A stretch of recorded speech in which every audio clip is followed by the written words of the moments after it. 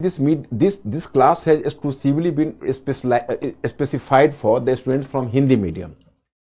But you people have just come to join the classes as well and this program as well. So please have the patience.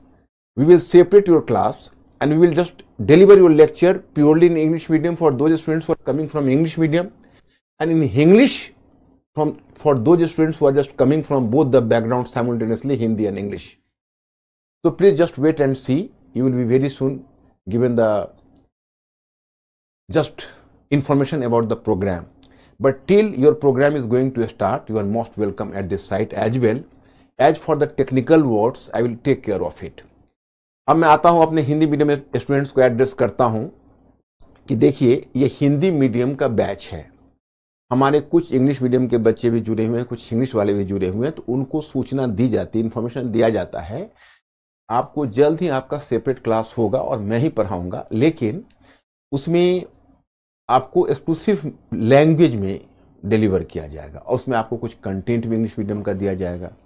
लेकिन तब तक जब तक आपका वो batch शुरू नहीं होता है, आप क्योंकि आप जानते हो कि आप हिंदी समझ रहे हो, and I will take specific care about the fact that कि some specific terms should be delivered in English as well along with Hindi, so that even you people should be enlightened with the lecture.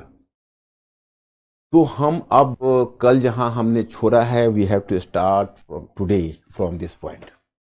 अब आप लोग पहले अपना experience बताइए।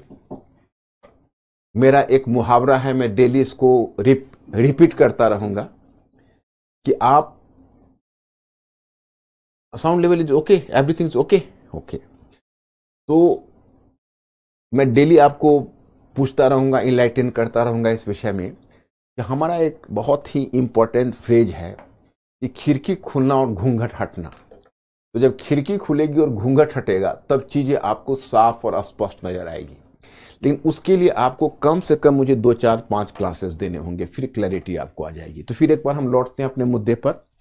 हमने अपनी सुविधा के लिए, आपकी सुविधा के लिए, मॉडर्न हिस्ट्री को हमने 4 पार्ट में डिवाइड किया। मैं रिपीट इसलिए कर रहा कि time and again I have to remind you, you are not going in a normal process, but rather you have to adopt an specific process for the study of history. क्योंकि आप मेरे students हो, मणिकांत सिंह के students हो, तो आपको पढ़ने का एक बिल्कुल ही अलग तरह का तरीका अपनाना है जो मेरे साथ अपनाना है, और फिर चुटकी बजाती है सब्जेक्ट आप डाइजेस्ट कर लोगे। देखिए, इसको हम 4 पार्ट में बांटा है। हिस्ट्री ऑफ 18th सेंचुरी, 18वीं सदी का इतिहास, फिर दूसरा स्टेज आता है उपनिवेशवाद, तीसरा राष्ट्रवाद और चौथा स्वतंत्रोत्तर भारत। 18वीं सदी के इतिहास को भी हम 2 सब पार्ट में हमने बांटा है, 18वीं सदी का पूर्वार्ध और 18वीं सदी का उत्तरार्ध। अगर हम आपके पाठ्यक्रम की वर्डिंग, अगर आपका जो सिलेबस है उसकी वर्डिंग को फॉलो करते हैं, उसके शब्द को फॉलो करते हैं, उसके शब्द को एनालाइज करते हैं, समझने का प्रयत्न करते हैं, तो आपके लिए टर्म आता है मध्य 18वीं सदी। तो मध्य 18वीं सदी यानी मिडल 18th सेंचुरी। तो मिडल 18th सेंचुरी का मतलब हुआ अमूमन द बैटल ऑफ पलासी से, परंतु उतना दूर मैं नहीं जाऊंगा। उससे पहले मैं आपको हिस्ट्री ऑफ 18th सेंचुरी के बारे में ही वहीं से मैं आपको अवगत कराना शुरू करता हूं, और कल से मैंने यहीं से शुरू किया है। तो देखो, 2 चीजें हैं। जैसे आप पहले पेजेज को उलटते हो, एक चैप्टर से दूसरे चैप्टर को पढ़ते हो, हम उस तरीके से सिर्फ नहीं पढ़ाएंगे, हम सारे चैप्टर्स को इंटीग्रेट करेंगे और सारे चैप्टर्स के जो परस्पर संबंध है वो परस्पर संबंधों से अवगत कराएंगे। तो आज मैं हिस्ट्री ऑफ 18th सेंचुरी, जिसका स्टडी मटेरियल मैंने PDF फॉर्म में कल भेज दिया था, उसको आप फॉलो करोगे और उसी को बेसिस बना के जो भी नोट्स बनाना है वो बनाना है। आगे मैं आपको बताता रहूंगा। आज मैं फिर आपको 18वीं सदी का उत्तरार्ध का स्टडी मटेरियल भेज दूंगा, क्योंकि कल सैटरडे आपकी छुट्टी ही रहेगी, संडे भी छुट्टी ही रहेगी। तो मैं सेल्फ स्टडीज के लिए आपको कुछ इंस्ट्रक्शन दे दूंगा और आप उसको 2 दिन फॉलो करना, फिर मंडे को हमसे आपकी मुलाकात होगी। तो मैं यहाँ पर पहले मेरा 2 डेट है, आप पर 2 ऋण है, उसको आप पहले पे अप करो। मेरा प्रश्न है, अंकुर कल मैंने इनको होमवर्क दिया था, अब today I just want to know कि आपने कहाँ तक उसको किया है। कल मेरा प्रश्न ये था, मैं उसी प्रश्न पर आता हूं। कल मेरा प्रश्न था,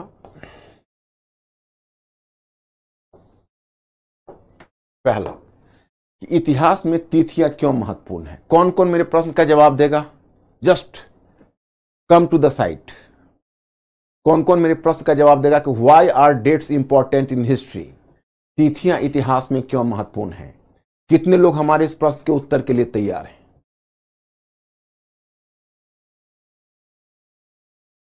तिथियां इतिहास में क्यों महत्वपूर्ण हैं? Why are the dates important?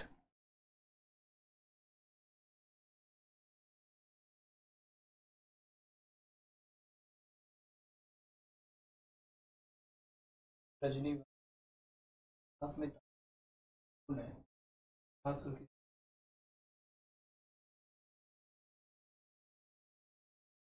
कोई बात नहीं रजनी, तुमने बहुत अच्छी शुरुआत की है। जब पहले हम राजवंश का इतिहास पढ़ते थे तो तिथियां महत्वपूर्ण थी, क्योंकि युद्ध की तारीखें महत्वपूर्ण हो जाती थी, डायनेस्टी के चेंज, राजवंश के परिवर्तन की तारीख महत्वपूर्ण हो जाती थी, किसी वॉर वगैरह, किसी बैटल या किसी युद्ध की तिथि महत्वपूर्ण हो जाती थी। लेकिन आज की तारीख में जब इतिहास का मतलब है इकोनॉमिक एंड सोशल चेंज, आर्थिक और सामाजिक रूपांतरण, तो आज की तारीख में इतिहास में तिथियां महत्वपूर्ण नहीं रह गई है। आपने जहां पढ़ा होगा वहां आपको मिला होगा कि हम अपने आसपास परिवेश को देखते हैं और उस वर्तमान के अतीत को समझने का प्रयत्न नहीं करते हैं। आपको मिला होगा हम चाय पीते हैं, क्या हम कभी सोचते हैं कि चाय कब से प्रचलन में आया, क्या समाचार पत्र कब से छपने लगे? तो here I have to inform you कि चूंकि पहले मैं आपको सूचना देना चाहता कि पहले तिथियां महत्वपूर्ण थी जब राजवंश का इतिहास था। आज जब राजवंश का इतिहास इंपॉर्टेंट नहीं रह गया, घटना प्रधान इतिहास महत्वपूर्ण नहीं रह गया, तो तिथियां उतनी महत्वपूर्ण नहीं रह गई। अब मेरी दूसरा प्रश्न है कि पुस्तक के मुखपृष्ठ पर हमारा अतीत की, इसको तो हमने कल ही जवाब दे दिया था, मतलब बाकी हमारे अतीत। मैंने आपको कल दूसरा एक दिया था, औपनिवेशिक से क्या तात्पर्य है। इन इंग्लिश दैट इज कि what do you mean by the term colonial? औपनिवेशिक से क्या तात्पर्य है? Why do you mean by the term colonial? Colonial से आप क्या महत्व रखते, क्या आप मीन करते हो, मतलब औपनिवेशिक से क्या तात्पर्य है?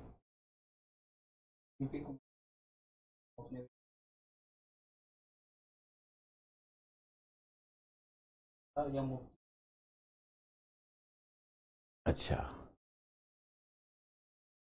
देखो, औपनिवेशिक से वो तात्पर्य, औपनिवेशिक से तात्पर्य है, मैं आपको बता देता हूं कि अगर किसी क्षेत्र पर, किसी देश के पर नियंत्रण स्थापित कर लिया जाए और उस देश पर नियंत्रण स्थापित करके उस देश का आर्थिक शोषण, अगर मातृ देश, जैसे मैं आपको बताऊं, टू टर्म्स होता है। एक होता है उपनिवेश, मतलब जिस क्षेत्र का शोषण किया जाता है उसको कहते हैं कॉलोनी, उपनिवेश।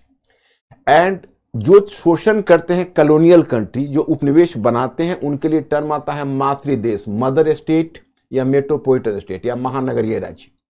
तो अगर महानगरीय राज्य किसी क्षेत्र पर कब्जा करता है और उसका आर्थिक शोषण अपने हित में करता है तो दैट इज कॉल्ड कॉलोनियल, उसको कॉलोनियल कहते हैं। अजय आज बच्चों का नहीं आ रहा, मतलब उनका इंफॉर्मेशन आ रहा ना, दे आर कमिंग ना फास्टली। हाँ यस, तो उनको कहते हैं कॉलोनियल। तो my students, every student from all the mediums, both the mediums, you are invited to answer my question. जो इंग्लिश में भी आंसर करना चाहते हो इंग्लिश में करो बिल्कुल ही, और जो हिंदी में करना चाहते हो हिंदी में करो।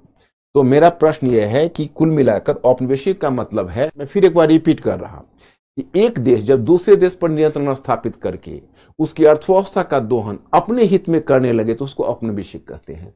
तो ब्रिटिश ने हमारे साथ वैसा ही किया था। तो खैर चलिए, ये दोनों प्रश्न का उत्तर आज हो गया। मैं आज फिर कुछ प्रॉब्लम दूंगा जिसका कल आप उत्तर ढूंढोगे। उत्तर कुछ आया कि नहीं इन लोगों का?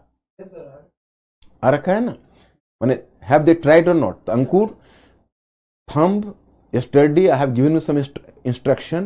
Whenever the answer is coming fast, 2 fingers. If nahi to but still you are not working today. So yesterday's informations and instructions you have to follow.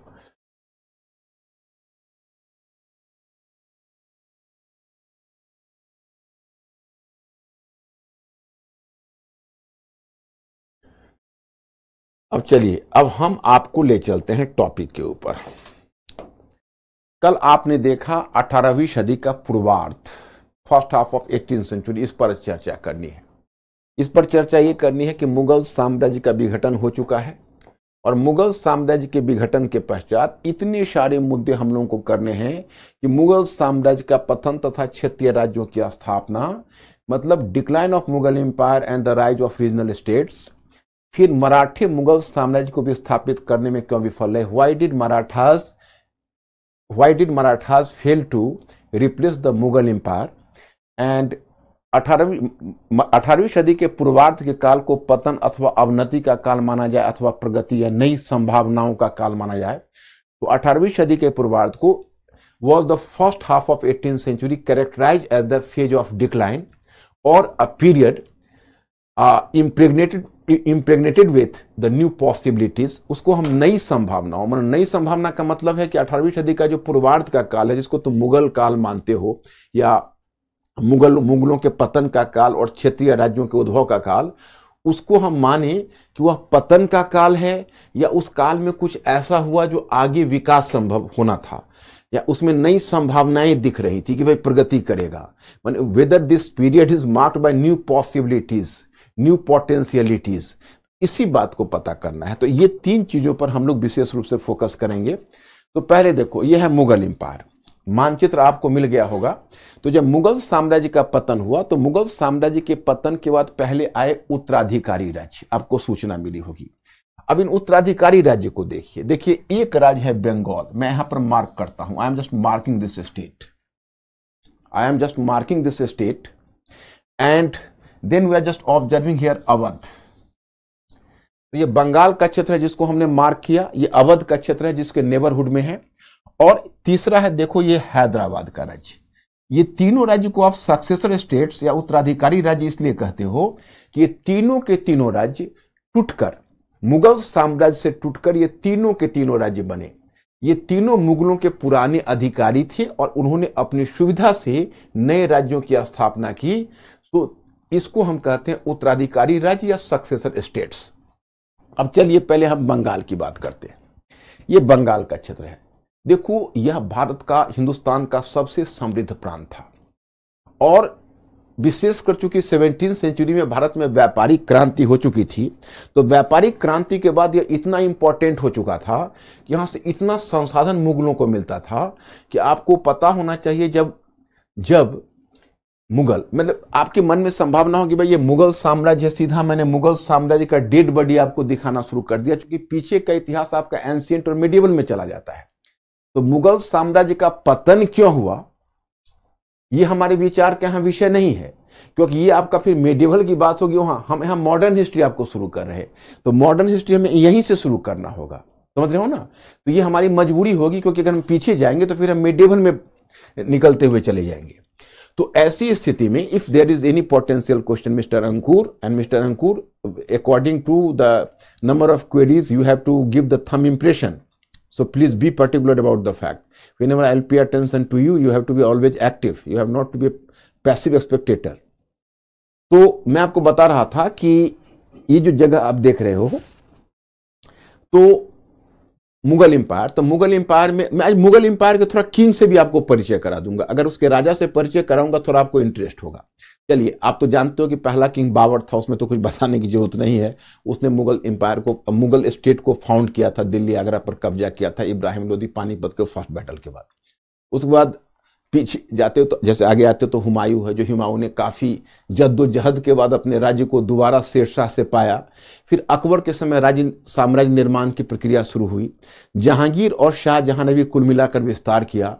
Aurangzeb ने कुछ ज्यादा ही विस्तार कर लिया और औरंगजेब 1681 में अपने पुत्र अकबर का पीछा करते हुए दक्कन गया और वो दक्कन में ही फंसा रह गया। अब इस बीच बहुत सारे ऐसे कारण हुए। हम लोग जो मुगल साम्राज्य के पतन को विशेषकर ऑप्शनल के बच्चों को डिस्कस करते हैं तो बड़ा क्रिटिकली डिस्कस करना पड़ता है, आलोचनात्मक तरीके से। वो ऑप्शनल का विषय होता है, वैकल्पिक विषय में। उसमें हम पहली संभावना, उनमें कई संभावनाएं ऐसा बताते हैं। उसमें एक है मतलब शासकों की अयोग्यता या अमीर वर्ग की कमजोरी, एक फैक्टर इसको लेते हैं। दूसरा फैक्टर है संकट, जागीरदारी संकट और कृषि संकट, जागीरदारी क्राइसिस एंड एग्रेरियन क्राइसिस। और तीसरा लेते हैं कि क्षेत्रीय स्तर पर आने वाली समृद्धि, जो सोने चांदी के आगमन जब हिंदुस्तान में हो रहा है, यूरोपीय व्यापार के कारण या क्षेत्रीय स्तर पर आप देखते हो नकदी फसलों की खेती हो रही है। यस या तीनों को माने, उत्तरार्ध और पूर्वार्ध। हाँ, अच्छा, अभी पूर्वार्ध और उत्तरार्ध तुम लोग को एक्सप्लेन नहीं किया। इसी तरह बच्चे पूछते रहना, कहीं अगर प्रॉब्लम हो तो I am always with you.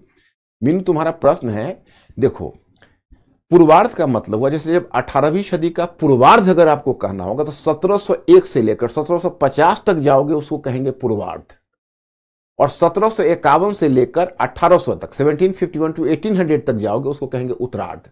आगे से हम लोगों के बीच तय हो गया कि जब भी हम पूर्वार्ध कहेंगे आप मान लेना उसका फर्स्ट हाफ, और जब भी उत्तरार्ध कहेंगे तो मान लेना second half of 18th century and the first half of 18th century. तो मैं आपको बता रहा था, एनी मोर क्वेश्चन? वंदना है सर, वो कह रहे हैं कि नोट्स जो आप नहीं, लिखने में तो फायदा है, कोई ऐसा नहीं है।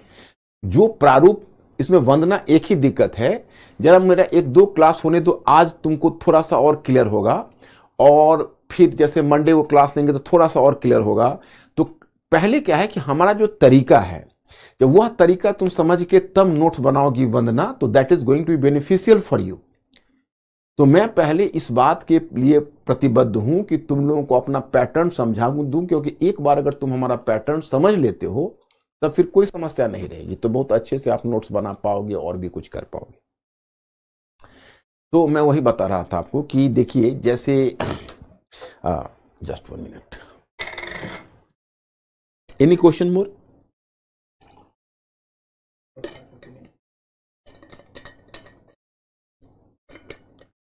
They are replying my question? नहीं, वो मेरे क्वेश्चन को रिप्लाई करते हैं ना। Yes yes.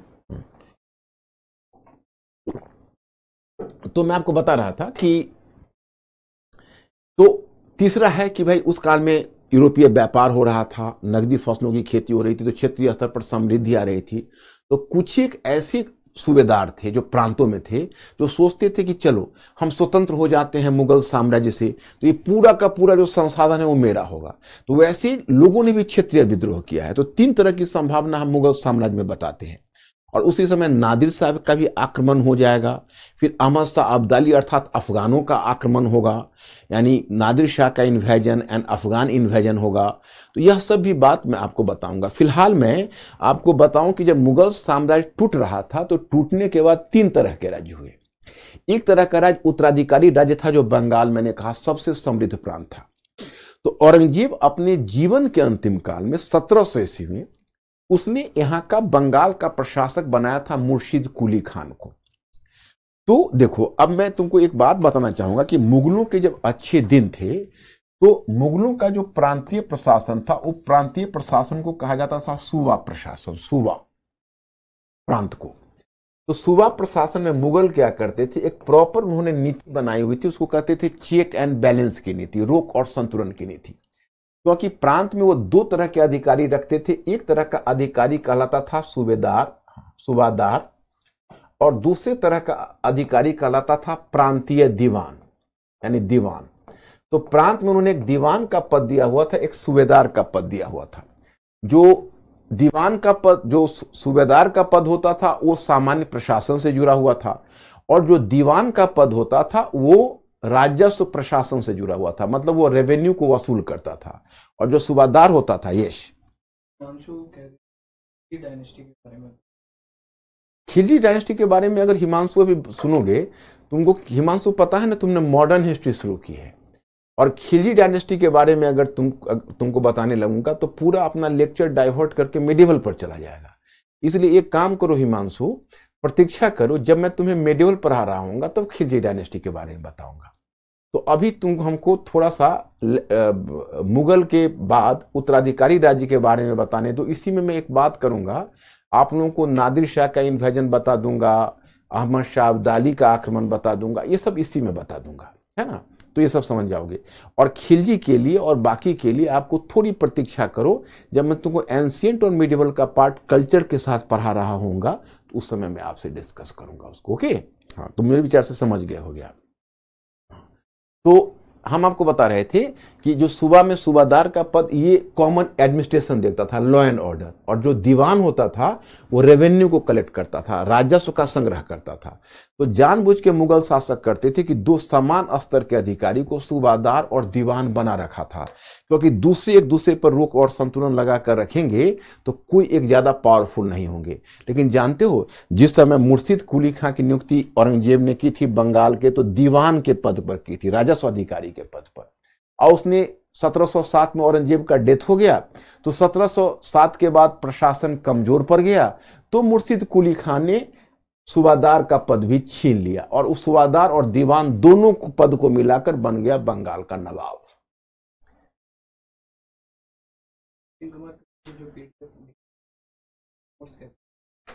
जिस पैटर्न पर सचिन पीडीएफ है उसी पैटर्न पर नोट्स बनाना है। लेकिन सचिन थोड़ी तुम प्रतीक्षा करो, नोट्स बनाने की आतुरता अभी मत दिखाओ, मैं 2-3 दिन के बाद तुम्हें खुद ही बता दूंगा। एक्चुअली मुझे पहले पैटर्न को तो समझो। जो मेरा पीडीएफ जैसे जैसे मेरा पीडीएफ जाता है वैसा ही वैसा मैं आज क्लास और लेक्चर लेने के बाद मैं तुमको क्लियर कर दूंगा कि नोट्स का क्या प्रकार होना चाहिए। तो पहले एक बार हमें इसको समझा लेने दो और फिर तुमको मैंने जो दिया हुआ है उसको, उसके क्रिटिकल एस्पेक्ट को थोड़ा डिस्कस कर दूंगा, फिर मैं बताऊंगा कि कैसे नोट्स बनाया जाए। फिर आज मैं तुमको 18वीं सदी का उत्तरार्ध भेज दूंगा। उस उत्तरार्ध वाले टॉपिक को देखोगे, मतलब second half of 18th century, तो उसमें आपको यूरोपीय कंपनी का विस्तार, विकास, ये सब होगा। तो तुमको नोट्स उसी के पैटर्न पर, उसी मॉडल पर तुमको नोट्स बनाना चाहिए, जो मैं यहाँ से पीडीएफ के फॉर्म में भेजता हूँ, वही पैटर्न पर। हाँ, आराधना पूछ क्या सुबह मतलब सुबह, सुबह कहते हैं प्रोविंस को। सुबह इज द प्रोविंस, प्रोविंस का मतलब प्रांत, जो प्रांत देखते हो ना उसी को सूबा बोलते हैं। तो मुगल काल में जो प्रांत होता था, उस प्रांत को जो मुगल शासक थे वो सूबा नाम दिया हुआ था। जैसे अकबर ने सूबा प्रशासन शुरू किया, उसने कुल अपने साम्राज्य को 12 प्रांतों में बांटा था, तो 12 सूबा कहलाया। फिर उस सूबा की संख्या, प्रोविंस की संख्या बढ़ती गई, जहांगीर के समय बढ़ गई, फिर शाहजहां के समय बढ़ गई, उसी को सूबा बोलते हैं। तो मैं आपको बताया कि मुर्शिद कुली खां 1727 से लेकर और 1717 से लेकर 27 तक शासक हुआ। फिर मुर्शिद कुली खान का डेथ हो गया, उसकी मृत्यु हो गई। उसका कोई बेटा नहीं था, तो उसका दामाद सुजाउद्दीन बना उसका उत्तराधिकारी, और सुजाउद्दीन 1727 से लेकर 1739 तक शासन किया। 1739 में 1739 में सुजाउद्दीन की मृत्यु हुई, तो उसका बेटा था जिसका नाम था सरफराज खान। और जो सरफराज खान था, वो सरफराज खान ने 1 वर्ष तक शासन किया, 1739 से लेकर 1740 में। और 1740 में सरफराज खान का उत्तराधिकारी, मतलब सरफराज खान का उत्तराधिकारी क्या 1 वर्ष ही बेचारा शासन कर सका, तो उसका एक बहुत ही एम्बिशस, महत्वाकांक्षी वह होता है जो बहुत ऊंचा उठना चाहता है। तो वैसा ही उसका एक सेनापति था जिसका नाम था अलीवर्दी खान। तो 1740 में 1740 में उसने सुजाउद्दीन को मार डाला, उसको गद्दी से हटा दिया और वो बन गया बंगाल का नवाब। तो आगे हम कहानी बताएंगे अलीवर्दी खान की और उसके उत्तराधिकारी सिराजुद्दौला की, जो पलासी के युद्ध से जुड़ेगा। तो ये हुआ बंगाल का। ये देखो, ये जो क्षेत्र आप देखते हो, यह है अवध। तो अवध की कहानी से पहले एक छोटी सी कहानी जुड़ी हुई है, वो कहानी मैं आपको बता दूं वो कहानी कैसे है। तो चलिए पहले अवध के बारे में बताता हूं। ये जैसे 1722 में अवध का सूबेदार के पद पर नियुक्त हुआ था, सूबेदार के पद पर जिसका नाम था सादत खान। उसका नाम, जैसे इसका नाम मुर्शिद कुली खान, आपको मैंने मटेरियल तो भेज ही दिया है, तो सादत खान। ये जो सादत खान जो था वो पहले यहां पर बना था, अवध का जो पद पर था, और फिर वो अवध का स्वतंत्र शासक 1722 में लगभग बन बैठा। और फिर वो 1722 से लेकर 1739 तक शासन किया।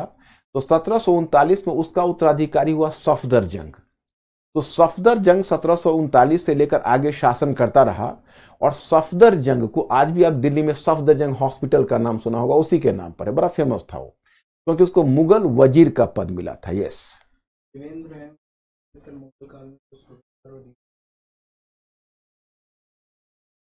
देखो सूबादार के पास ज्यादा शक्ति होगी, क्योंकि सूबादार जो होता था वो प्रशासन देखता था, और जो दीवान होता था वो राजस्व अधिकारी होता था। तो जैसे आप डिस्ट्रिक्ट में, मैं आप उसको बताता हूँ, जैसे जिला कलेक्टर हुआ तो जिला कलेक्टर के पास शक्ति ज्यादा, और एसपी है उसका स्पेशलाइज्ड पावर है, वो केवल लॉ एंड ऑर्डर के संबंधित है। लेकिन जो कलेक्टर है वो हर ढंग का डेवलपमेंट से लेके सारा वर्क देखता है। तो उसी प्रकार से जो सूबादार था वो पूरे प्रशासन को देखता था, और जो दीवान होता था उसका काम सिर्फ और सिर्फ राजस्व का काम होता था। तो दीवान के पास कम शक्ति उससे सूबादार से होती थी। लेकिन जो मुगल शासक है वो चाहता था कि जो सूबादार और दीवान हो परस्पर एक दूसरे पर रोक लगाए, ताकि कोई एक ज्यादा पावरफुल ना हो और स्वतंत्र होने की बात ना सोचे, ये बात होती थी। तो अब देखो यहां पर जो तुम अवध का देखते हो, तो अवध में सफदरजंग को मिला पद वजीर का, मुगल वजीर का। मुगल वजीर होता था, प्रधानमंत्री को वजीर बोलते थे, तो मुगल प्रधानमंत्री का, तो वो बन गया, अब उसको नवाब वजीर कहा गया। दैट वाज कॉल्ड नवाब वजीर। तो नवाब वजीर के नाम से उसको जाना गया। तो ये है। और सफदरजंग का उत्तराधिकारी होगा शुजाउद्दौला, सिराजुद्दौला नहीं, शुजाउद्दौला। और जो शुजाउद्दौला है, उस शुजाउद्दौला के विषय में आपको सूचना मैं आगे दूंगा बक्सर के युद्ध में। तो ये हुआ अवध। ये देखो, ये हैदराबाद है। तो हैदराबाद का जो नवाब था उसका नाम था निजामुल मुल्क। उसका ओरिजिनल नाम था चिनकिलिच खान। जैसे मैं आपको बताना चाहूंगा कि जब मुगलों के अंतिम दिन आए, जैसे औरंगजेब के बाद, तो मुगलों के विघटन की माने मुगलों के पतन का काल औरंगजेब में ही एक तरह से पतन की प्रक्रिया शुरू हो गई थी। लेकिन औरंगजेब एक शक्तिशाली शासक था, तो औरंगजेब तक तो ठीक था।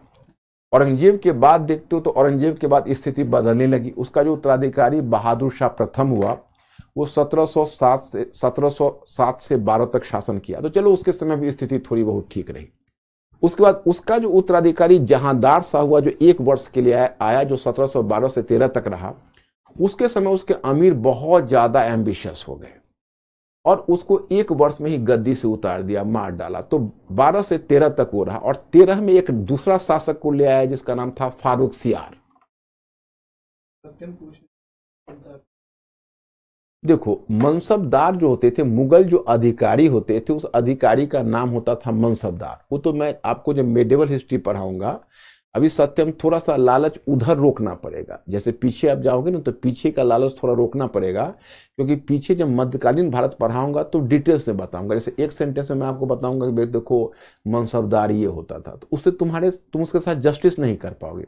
मुझे पूरी मनसबदारी पद्धति तुमको समझानी पड़ेगी। लेकिन आपने प्रश्न किया है तो मैं फॉर टाइम बीइंग आपको एक जवाब दे देता हूं। जो मनसबदार का जो पद होता था, वो मनसबदार के पास दीवानी और फौजदारी दोनों प्रकार की शक्ति मनसबदार में निहित होती थी। मतलब एक तरह से समझो तो मनसबदार में पुलिस पावर भी होता, मनसबदार में आर्मी यानी मिलिट्री पावर भी होता था, और उसमें प्रशासन की भी शक्ति होती थी। मतलब एक अमीर को, एक अमीर कहते थे एक कुलीन को, तो एक कुलीन को अधिकारी का पद देते थे, एक मनसब देते थे, और एक ही साथ उनको जात रैंक देते थे और सवार रैंक देते थे। तो जात रैंक का मतलब उनको प्रशासनिक अधिकार दे देते थे, और उनको एक सैनिक अधिकार भी दे देते थे। माने एक प्रशासनिक पद मिलता था, और फिर मिलता था कि उनके अंतर्गत इतनी सेना रखी जाएगी। इतनी सेना रखी जाएगी तो उसको बोलते थे मनसबदार की। मतलब वो उनके पास प्रशासनिक शक्ति भी है और सैन्य शक्ति भी है। लेकिन जानते हो, इतनी कम में उसको समझाना मुश्किल होगा। वो जब मेडिवल, अभी मैं मॉडर्न हिस्ट्री की तरफ बढ़ना चाह रहा हूँ, मुगल से परिचय करा के मॉडर्न हिस्ट्री की तरफ बढ़ना चाह रहा हूँ, तो पीछे की तरफ प्रश्न करोगे ना, तो हम लोग को उल्टा लौटना पड़ेगा। तो आप लोग सोच लो, तो फिर आप लोगों का क्लास खुद ही बिखरने लगेगा। इसलिए थोड़ा सा ध्यान रखना इस बात का। हाँ, क्या करें और कुछ? अमीर कहते थे उनके जो मुगलों के जो कुलीन, जैसे आपके यहाँ कुलीन होता है ना, जो बच्चे जैसे उनके जो अधिकारी होते थे, जिनको प्रशासनिक पद देते थे, वो उनको अमीर बोलते थे। अमीर शब्द फारसी शब्द है, उनके लिए अमीर शब्द का उपयोग करते थे।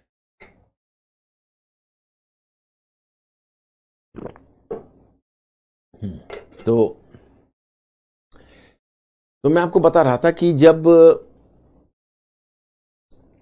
इस तरह की चीजें जब आप देखते हो, तो मैं आपको बता रहा था कि अब वहां पर क्या है कि जहांदार शाह आया, उसके बाद फारूक सियार आया। फारूक सियार 1719 तक रहा। 1719 में उसका उत्तराधिकारी हुआ मोहम्मद शाह रंगीला कहलाया। तो 1900 लेकर 48 तक वो रहा। अब उसके बाद फिर मैं आपको नोट डाउन करवा दूंगा उसको, मतलब वो आगे मुगल बादशाह के बारे में बता दूंगा तुमको, उसमें दिक्कत नहीं होगी। उसके बाद उसका उत्तराधिकारी हुआ अहमद शाह के बाद आलमगीर द्वितीय, और आलमगीर द्वितीय 59 तक शासन किया, उसको अपने वजीर ने ही मार डाला। तो आलमगीर द्वितीय का उत्तराधिकारी हुआ अकबर द्वितीय, जिसने 1837 तक शासन किया, और अकबर द्वितीय का उत्तराधिकारी हुआ बहादुर शाह जफर। वही बहादुर शाह जफर अंतिम मुगल शासक था जो 1857 के विद्रोह के बाद 1858 में हटाया गया। तो मैं आपको यहां पर बताना चाहता कि एक्चुअली जो मुगल शासक थे जब बाद में कमजोर हो गए तो उनके दरबार में गुटबंदी हो गई, तो 3-3 गुट बन गए। एक कहलाए तुरानी पार्टी, तुरान कहते थे मध्य एशिया को। तो मध्य एशिया से जो वहां से जो उनके अधिकारी, वहां से जो अमीर आए, अमीर अधिकारी को कुलीन को बोलते थे, तो जो मध्य एशियाई अमीर आए उन्होंने तुरानी पार्टी बनाई, और जो पश्चिम एशिया से ईरान से आए उन्होंने ईरानी पार्टी बनाई। और तीसरा हुई हिंदुस्तानी पार्टी। हिंदुस्तानी पार्टी में वैसे मुस्लिम अमीर थे जो मुसलमान, हिंदू से मुसलमान में कन्वर्ट हुए थे, वो भारतीय मुसलमान थे। उसका हिंदुस्तानी पार्टी 3-3 पार्टी बनी। तो वही जो तुरानी पार्टी था, वह तुरानी पार्टी का ही नेता था जिसका नाम था, ये जो अब देखते हो ये पार्टी, इसी तुरानी पार्टी का नेता था। वही तुरानी पार्टी का नेता चिनकिलिज खान था। उसी को मोहम्मद शाह ने निजामुल मुल्क का टाइटल दिया था, निजामुल मुल्क की उपाधि दी थी वही, और उसको अपने वजीर के पद पर नियुक्त किया। तो पहले तो निजाम ने चाहा, जैसे आपने हैदराबाद के निजाम का नाम सुनते होंगे, तो पहले निजाम ने चाहा कि मुगल शासन की सेवा करते हुए, मतलब we have to promote the Mughal empire, हमको पहले मुगलों के फेवर में काम करना चाहिए, मुगलों की शक्ति को बढ़ानी चाहिए, मुगल प्रशासन में सुधार करना चाहिए। पहले तो उसने यही कोशिश की, लेकिन वो कोशिश विफल हो गई। उसको लगा कि नहीं, ये मोहम्मद शाह रंगीला मेरा सुझाव मानने वाला नहीं, मुगल साम्राज्य को जीवित करना मुश्किल है, चूंकि मुगल साम्राज्य अब एक सड़ा हुआ एक फल हो चुका है, उसको बचाना व्यर्थ है। तो 1724 में जाकर उसने हैदराबाद की एक पृथक राज्य की स्थापना कर ली, और इस तरह से स्वतंत्र हैदराबाद राज्य बन गया। स्वतंत्र हैदराबाद राज्य बनने के बाद एक बात बताना चाहता हूं कि ये जो देखते हो ये कहलाता था कर्नाटक। अब ये कर्नाटक, आज का कर्नाटक इधर है, वो एक कर्नाटक क्षेत्र है, तो वो हैदराबाद के अंतर्गत ही हुआ करता था। लेकिन कर्नाटक का जो अधिकारी था जिसको निजामुल मुल्क ने नियुक्त किया था, 1748 तक उसका नाम था सदातुल्ला खान, उसने इस कर्नाटक के राज्य को भी स्वतंत्र बना लिया। तो जिस तरह से मुगल साम्राज्य से हैदराबाद स्वतंत्र हो गया, तो हैदराबाद से कर्नाटक स्वतंत्र हो गया। तो कुल मिलाकर उत्तराधिकारी राज्य में आप देखोगे तो बंगाल है, अवध है, हैदराबाद है, और हैदराबाद से निकलकर कर्नाटक आया है। ये सब उत्तराधिकारी राज्य हैं। अब ये हुआ, अब कहोगे विद्रोही राज्य, जो विद्रोह के आधार पर गठित राज्य। तो देखो, विद्रोह के आधार पर तो सबसे महत्वपूर्ण और गठित राज्य है मराठों का। अब मराठा की तो बहुत लंबी कहानी है, बट माय स्टूडेंट्स, मराठों की कहानी तो पीछे चली जाती है मध्यकाल में। तो मराठों की कहानी पर कितना, देखो इन कहानियों से तुम घबराना मत, क्योंकि जो कहानियां हैं मध्यकाल में मैं आपको बताऊंगा। अभी फिलहाल मैं आपको आधुनिक काल बता रहा हूं, तो परिचय करा के मुझे निकल जाने दो, और जब मैं फिर लौटूंगा आपको, जब एंशिएंट मेडिवल पर आऊंगा, तो ये पूरी कहानियां बताऊंगा। फिलहाल तुम यह जानो कि मराठा शक्ति को संगठित शिवाजी ने किया था। मैं सिर्फ एक पासिंग रेफरेंस दे रहा हूं, डिटेल्स में नहीं बता रहा, इसलिए उम्मीद मत रखना। तो मराठा शक्ति को संगठित करने का काम शिवाजी ने किया था, और 1674 में शिवाजी ने एक मराठा राज्य की स्थापना की थी। शिवाजी औरंगजेब से जीवन पर्यंत संघर्ष करता रहा था। औरंगजेब शिवाजी के जीते जीते दक्कन नहीं जा सका था। वो अगर दक्कन गया औरंगजेब, तो शिवाजी के मरने के बाद, शिवाजी का डेथ 1680 में हुआ, और औरंगजेब 1681 में दक्कन गया, और दक्कन में जाकर उसने बीजापुर और गोलकुंडा को जीतने का प्रयत्न किया, जो दक्कन के राज्य थे। लेकिन उसमें पहले उसने चाहा कि शिवाजी का उत्तराधिकारी था शंभू जी, कि हम पहले शंभू जी की सहायता प्राप्त करें। लेकिन शंभू जी ने उसको सहायता नहीं की, तो उसने शंभू जी को उसके जगह पर धावा बोलकर संगमेश्वर नामक स्थल था, उसने निकालकर शंभू जी को गिरफ्तार कर लिया, और शंभू जी को गिरफ्तार करने के बाद उसको यातना देकर मार डाला। अब परिणाम हुआ, जो कोई मराठा राजा नहीं रह गया, तो मराठे अनकंट्रोल हो गए, और शंभू जी का बेटा साहू को गिरफ्तार करके उसने अपने कैंप में रख दिया, माता समेत, माता और परिवार के अन्य मेंबर के साथ। तो साहू भी, जो शंभू जी का बेटा था, उसके कैद में आ गया। अब इतनी सारी बातें हो गई तो मराठा सरदार सब बिल्कुल ही एकदम स्वतंत्र होकर औरंगजेब के विरुद्ध संघर्ष करने लगे। और देखते देखते दक्षिण में औरंगजेब फंस गया। वो समझ नहीं पा रहा था कि मराठी उनके लिए इतने विकराल हो जाएंगे। और औरंगजेब एक किले की फतह करता सुबह में तो शाम तक मराठा उसको स्वतंत्र करवा लेते। तो औरंगजेब जब लड़ते लड़ते थक गया तो उत्तर की तरफ बढ़ना शुरू किया। और उत्तर की तरफ बढ़ते हुए अहमदनगर के पास औरंगाबाद में उसका डेथ हो गया। तो उसके डेथ के बाद फिर मराठा शक्ति जीत चुकी, क्योंकि जो साहू है वो शाहू, फिर मराठा शक्ति जब साहू जब जीत, मतलब एक तरह से साहू औरंगजेब की मृत्यु के बाद औरंगजेब का उत्तराधिकारी बहादुर शाह ने उसको स्वतंत्र कर दिया, बहादुर शाह प्रथम ने। हालांकि बहादुर शाह प्रथम ने अपने स्वार्थ के लिए स्वतंत्र किया था, लेकिन खैर स्वतंत्र कर दिया। तो साहू अब दक्षिण में जाकर स्टेब्लिश कर गया, वो छत्रपति बन गया, वही मराठा शासक बन गया। और खैर अब इसकी कहानी अगर मैं इसकी गहराई में जाऊंगा तो अभी थोड़ा सा तुम लोग उलझन में पड़ जाओगे, क्योंकि ये पूरी कहानी मध्यकाल की है। तो जब मैं मध्यकाल समझाऊंगा तो मैं अलग से तुम्हें मराठा पढ़ाऊंगा, अलग से सिख पढ़ाऊंगा। मैं ये वादा करता हूं कि उसमें मैं पूरा आपको याद करवा दूंगा। अभी अगर मैं पीछे की तरफ ज्यादा जाऊंगा तो मॉडर्न में आगे नहीं बढ़ पाऊंगा। एक तो उपाय यह था कि मैं आपसे शेयर करना चाहता हूं, प्लीज आप बताना कि आप मेरी बात को समझ रहे हो कि नहीं। क्योंकि आपका सिलेबस शुरू होता है 18वीं सदी के मध्य से, तो कायदा के हिसाब से हमको शुरू करना चाहिए था पलासी के बैटल से। लेकिन हम पलासी के बैटल से जब यूरोपीय कंपनियां शुरू करता तो समस्या क्या आती, मैं शेयर करना चाहता। तो समस्या यह आती कि ब्रिटिश जब भारतीय राज्यों को जीतते तो मैं कहता ये निजाम है, ये बंगाल का राज्य है, ये अवध का राज्य है, ये राजपूत राज्य हैं, ये मराठा राज्य हैं, ये होलकर है, ये सिंधिया है। तो आपको दिक्कत होती कि आप उसे जुड़ नहीं पाते। ये त्रावणकोर का राज्य है, ये मैसूर का राज्य है। तो आपको ये आपके मन में जिज्ञासा होती कि भाई ये सब पैदा कैसे हुए, कहां से टपके। तो सिर्फ यह दिखाने के लिए कि ये राज्य कैसे अस्तित्व में आए, मैं ये लेक्चर को मैंने बनाया हुआ है। अन्यथा ये सारी घटनाएं आपको मध्यकाल में जाती है, और ये घटनाएं मैं आपको मध्यकाल में डिटेल्स में समझाऊंगा। इसलिए तुम लोग ये चिंता मत करना कि मैं नहीं समझ पा रहा हूं, इसकी कहानी पीछे की तरफ जाती है। तो खैर एनीवे, तो साहू के बाद भी धीरे धीरे, साहू की मृत्यु के बाद धीरे धीरे शक्ति चली गई पेशवा के हाथ में। और पेशवा में पहला पेशवा बना था बाजीराव प्रथम।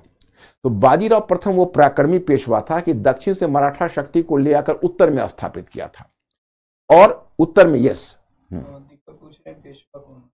पेशवा कहते थे जो पहले छत्रपति होते थे, जो छत्रपति, देखो बच्चों, छत्रपति कहते थे जो मराठा शासक होते थे, जैसे शिवाजी थे या शिवाजी का उत्तराधिकारी था तो उनको छत्रपति कहते थे।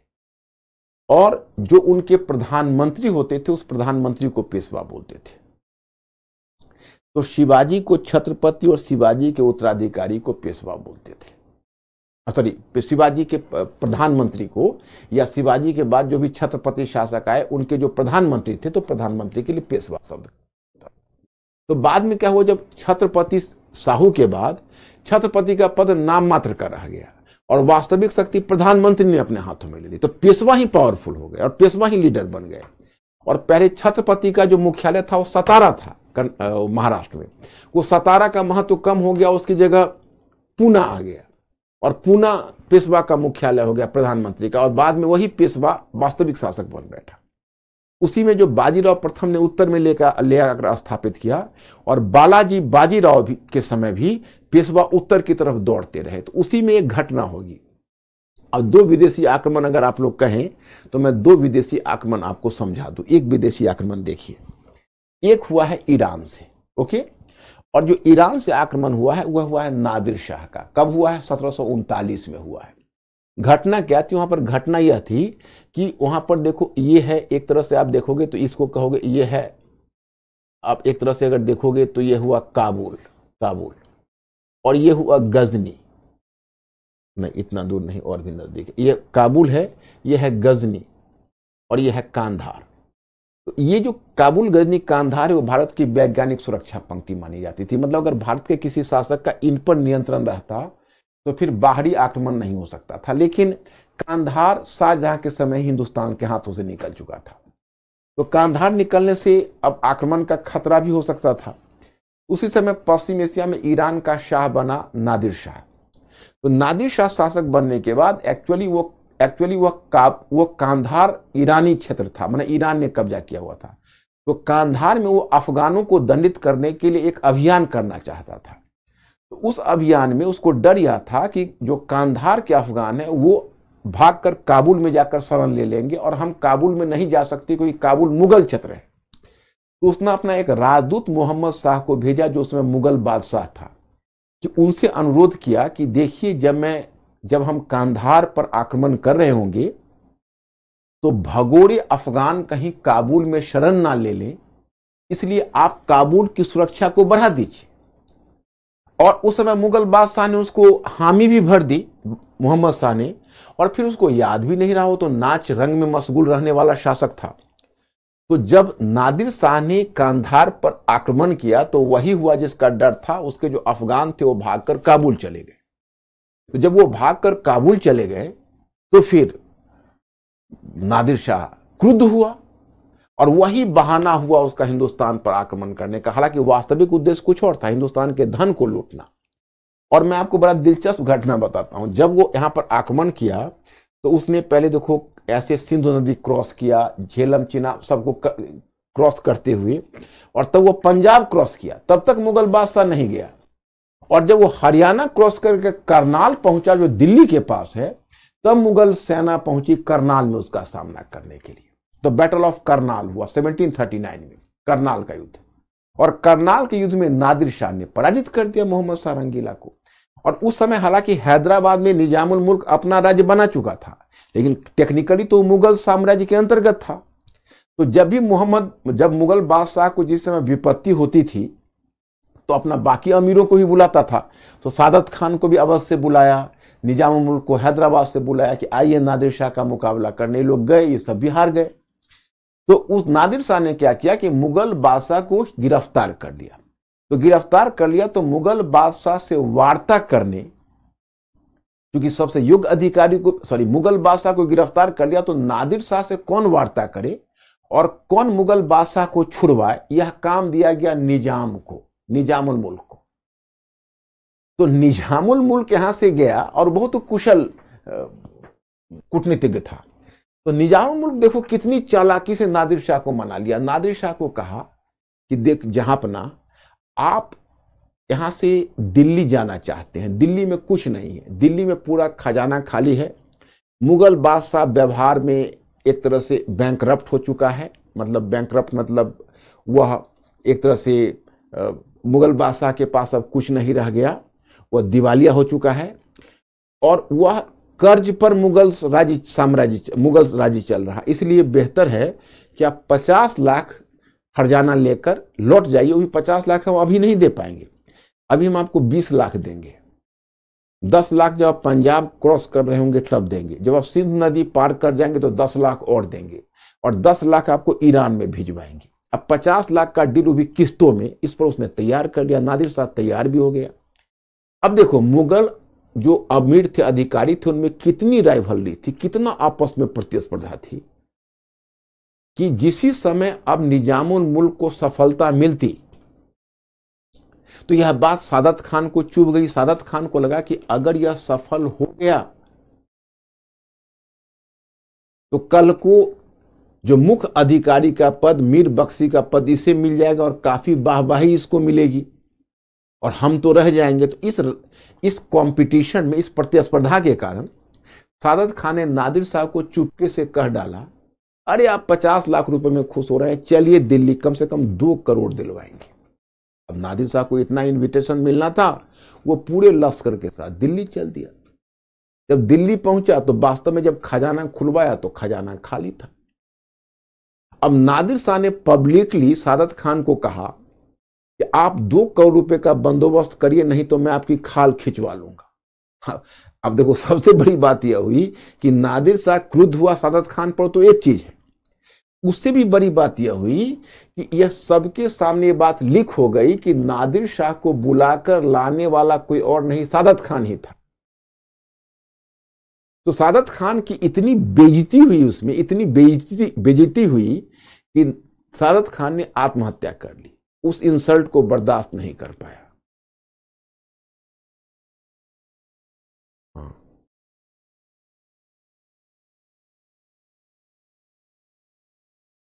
देखो बच्चों, पहले हम लोगों में यह तय हुआ था कि मॉडर्न से शुरू करें, और तुम लोग भी थे।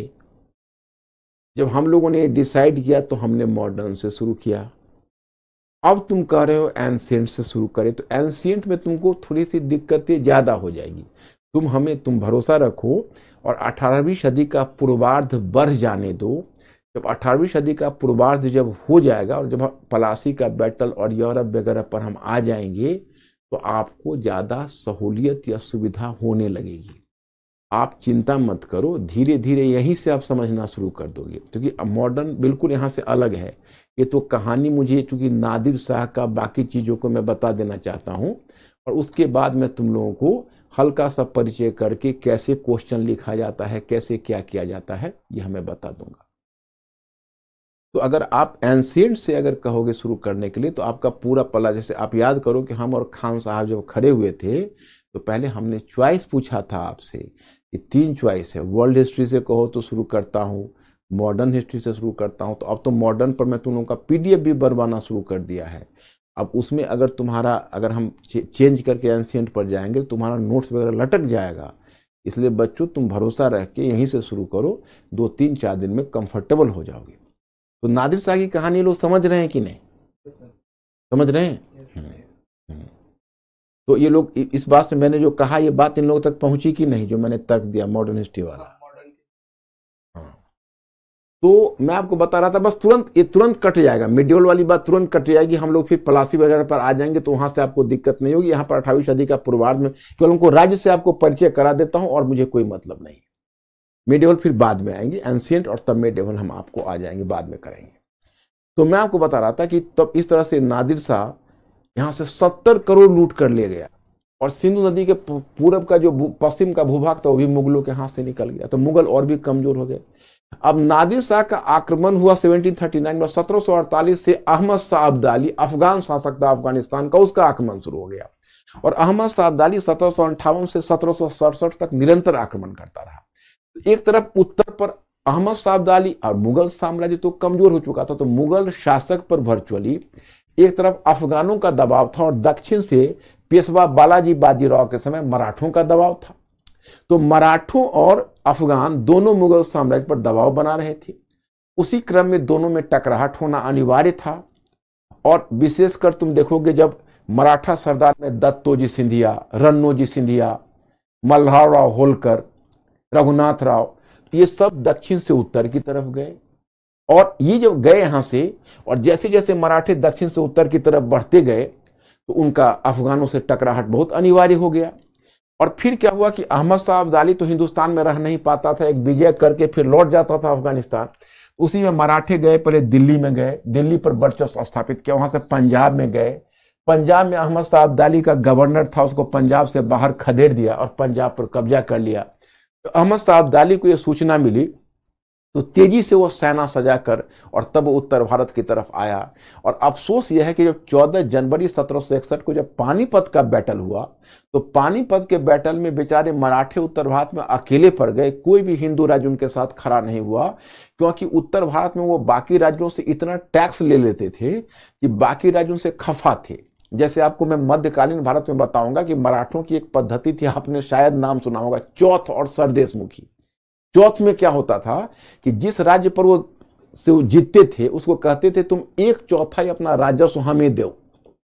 और सरदेशमुखी था कि उनके राजस्व का 10% वो सरदेशमुखी के रूप में ले लेते थे। तो जिस राज्य को मराठे जीतते थे, उसका 25% चौथ और 10% सरदेशमुखी उनको मिल जाता था। तो चलिए, तो अब क्या है कि इस तरह से जो मराठे हैं उनके विषय में आपको सूचना मिलती है कि मराठे उत्तर भारत में फिर पानीपत का थर्ड बैटल 14 जनवरी 1761 को डिसाइसिव बैटल है, वो हार गए। और हारने के बाद वो पीट कर उनको दक्षिण लौटना पड़ा। तो दक्षिण लौट गए और पेशवा बालाजी बाजीराव 6 महीने के बाद मर गया। फिर आगे हम मराठों की चर्चा करेंगे, लेकिन मैं आपको बताऊंगा कि तब तक मराठा एक कोहेसिव फोर्स नहीं था, एक मराठा कॉन्फेडरेसी बन चुका था। तो मराठा कॉन्फेडरेसी में देखोगे उसमें क्या क्या था, तो उसमें पूना का पेशवा था, इंदौर का होलकर था, नागपुर का भोसले था, नागपुर का भोसले था, ग्वालियर का सिंधिया था और बड़ौदा का गायकवाड़ था। तो 5 थे। पूना का पेशवा, इंदौर का होलकर, नागपुर का भोसले, ग्वालियर का सिंधिया और बड़ौदा का गायकवाड़, ये 5 मिलकर बना मराठा परिसंघ। ये मुगल साम्राज्य से मराठे स्वतंत्र हो गए। तो ये मराठों का है। आगे मराठों से आपका सामना होगा और परिचय होगा। अब देखिए, उत्तर पश्चिम में जो सिख था, वो सिख तो बेचारे बहुत, एक गुरु नानक ने एक पंथ चलाया सिख, तो उनके जो शिष्य होते थे सिख कहला, एकदम बिल्कुल समता मूलक ये धर्म था। इसमें कहीं कोई नहीं, जो भी कोई भी जाति का हो वह उसका सदस्य बन सकता है, अछूत भी हो उसको भी, उसके लिए भी दरवाजा खुला हुआ था। निम्न जाति हो, उच्च जाति हो, कोई जाति व्यवस्था नहीं। अगर आपने, क्योंकि उन्होंने कहा एक ही ओंकार को याद करने वाला जिसके पैगंबर या गुरु बने गुरु नानक, और उनको मानने वाले उनके अनुयायी बने सिख, वहां से सिख पंथ का गठन हुआ। अब देखिए, सिख पंथ में एक सामुदायिकता की भावना शुरू से ही थी। सिख पंथ में 2 चीजें ऐसी थी जिसने उसको धीरे धीरे सामुदायिकता की तरफ उन्मुख किया। एक चीज सिख पंथ में आप गौर करेंगे, उनमें है संगत लगाना। संगत, कभी आप गुरुद्वारा गए हो? गुरुद्वारा में आपने देखा है कि बहुत सारे जो सिख संत हैं वो आपस में मिलकर संगत करते हैं और गायन करते हैं। तो गायन करने की जो ईश्वर की जो आराधना मिलजुल कर करते हैं, शब्द, उसको कहते हैं संगत लगाना। और दूसरा है लंगर छकना। लंगर छकना का मतलब सार्वजनिक भोज। तो संगत लगाना और लंगर छकना 2 चीजें ऐसी है जो सिखों में सामुदायिकता की भावना पैदा करती। तो एक धीरे धीरे क्या हुआ कि सामुदायिकता की भावना मजबूत हुई। उसके बाद उनके उत्तराधिकारी हुए गुरु अंगद। उन्होंने गुरुमुखी भाषा में उनकी जो गुरु की वाणी है उसको संकलित किया। उनके उत्तराधिकारी हुए गुरु अमरदास, और गुरु अमरदास के उत्तराधिकारी हुए चौथे गुरु गुरु रामदास। तो जो गुरु रामदास थे, वो गुरु रामदास को अकबर ने अमृतसर में कुछ भूमि अनुदान में दिया था। मुगल बादशाह अकबर ने, चूंकि अकबर तो धार्मिक मामले में उदार था, आप जानते हैं, उन्होंने वहां पर अमृतसर, मतलब चूंकि सिख गुरुद्वारा में तुमने अगर कभी जाओगे तो आप देखोगे सिख गुरुद्वारा में एक चीज का बहुत ज्यादा महत्व होता है, उसको कहते हैं सरोवर। तो सिख गुरुद्वारा में चूंकि सरोवर का अत्यधिक महत्व है, तो चूंकि जो उन्होंने बनाया था वहां, उसको बोलते हैं अमृतसर, यानी अमृत सरोवर। तो अमृतसर की स्थापना की उनका। उसके बाद गुरु रामदास के समय से अब जो गुरु का पद था, पहले गुरु शिष्य को देते थे, अब गुरु पुत्र को देने लगे। तो गुरु रामदास के बाद उनका उत्तराधिकारी गुरु अर्जन देव बने। तो गुरु अर्जन देव ने अमृतसर में बाजाबता एक मसंद की स्थापना की, गुरु शिव की स्थापना की, और उन्होंने लोगों, अपने अनुयायियों पर आध्यात्मिक कर लगाए और राजकीय ठाठ से रहने लगे। गुरु ग्रंथ साहिब जो ग्रंथ है सिखों का, उसका संकलित करने का श्रेय गुरु अर्जन देव को है। अब देखो, एक समता मूलक सिख पंथ, एक इनऑफेंसिव, किसी को कोई कष्ट नहीं दे रहा। और तब मुगल बादशाह जहांगीर ने एक बहुत बड़ी गलती कर दी, गुरु अर्जन देव को यातना देकर मार डाला। अपराध क्या था उनका?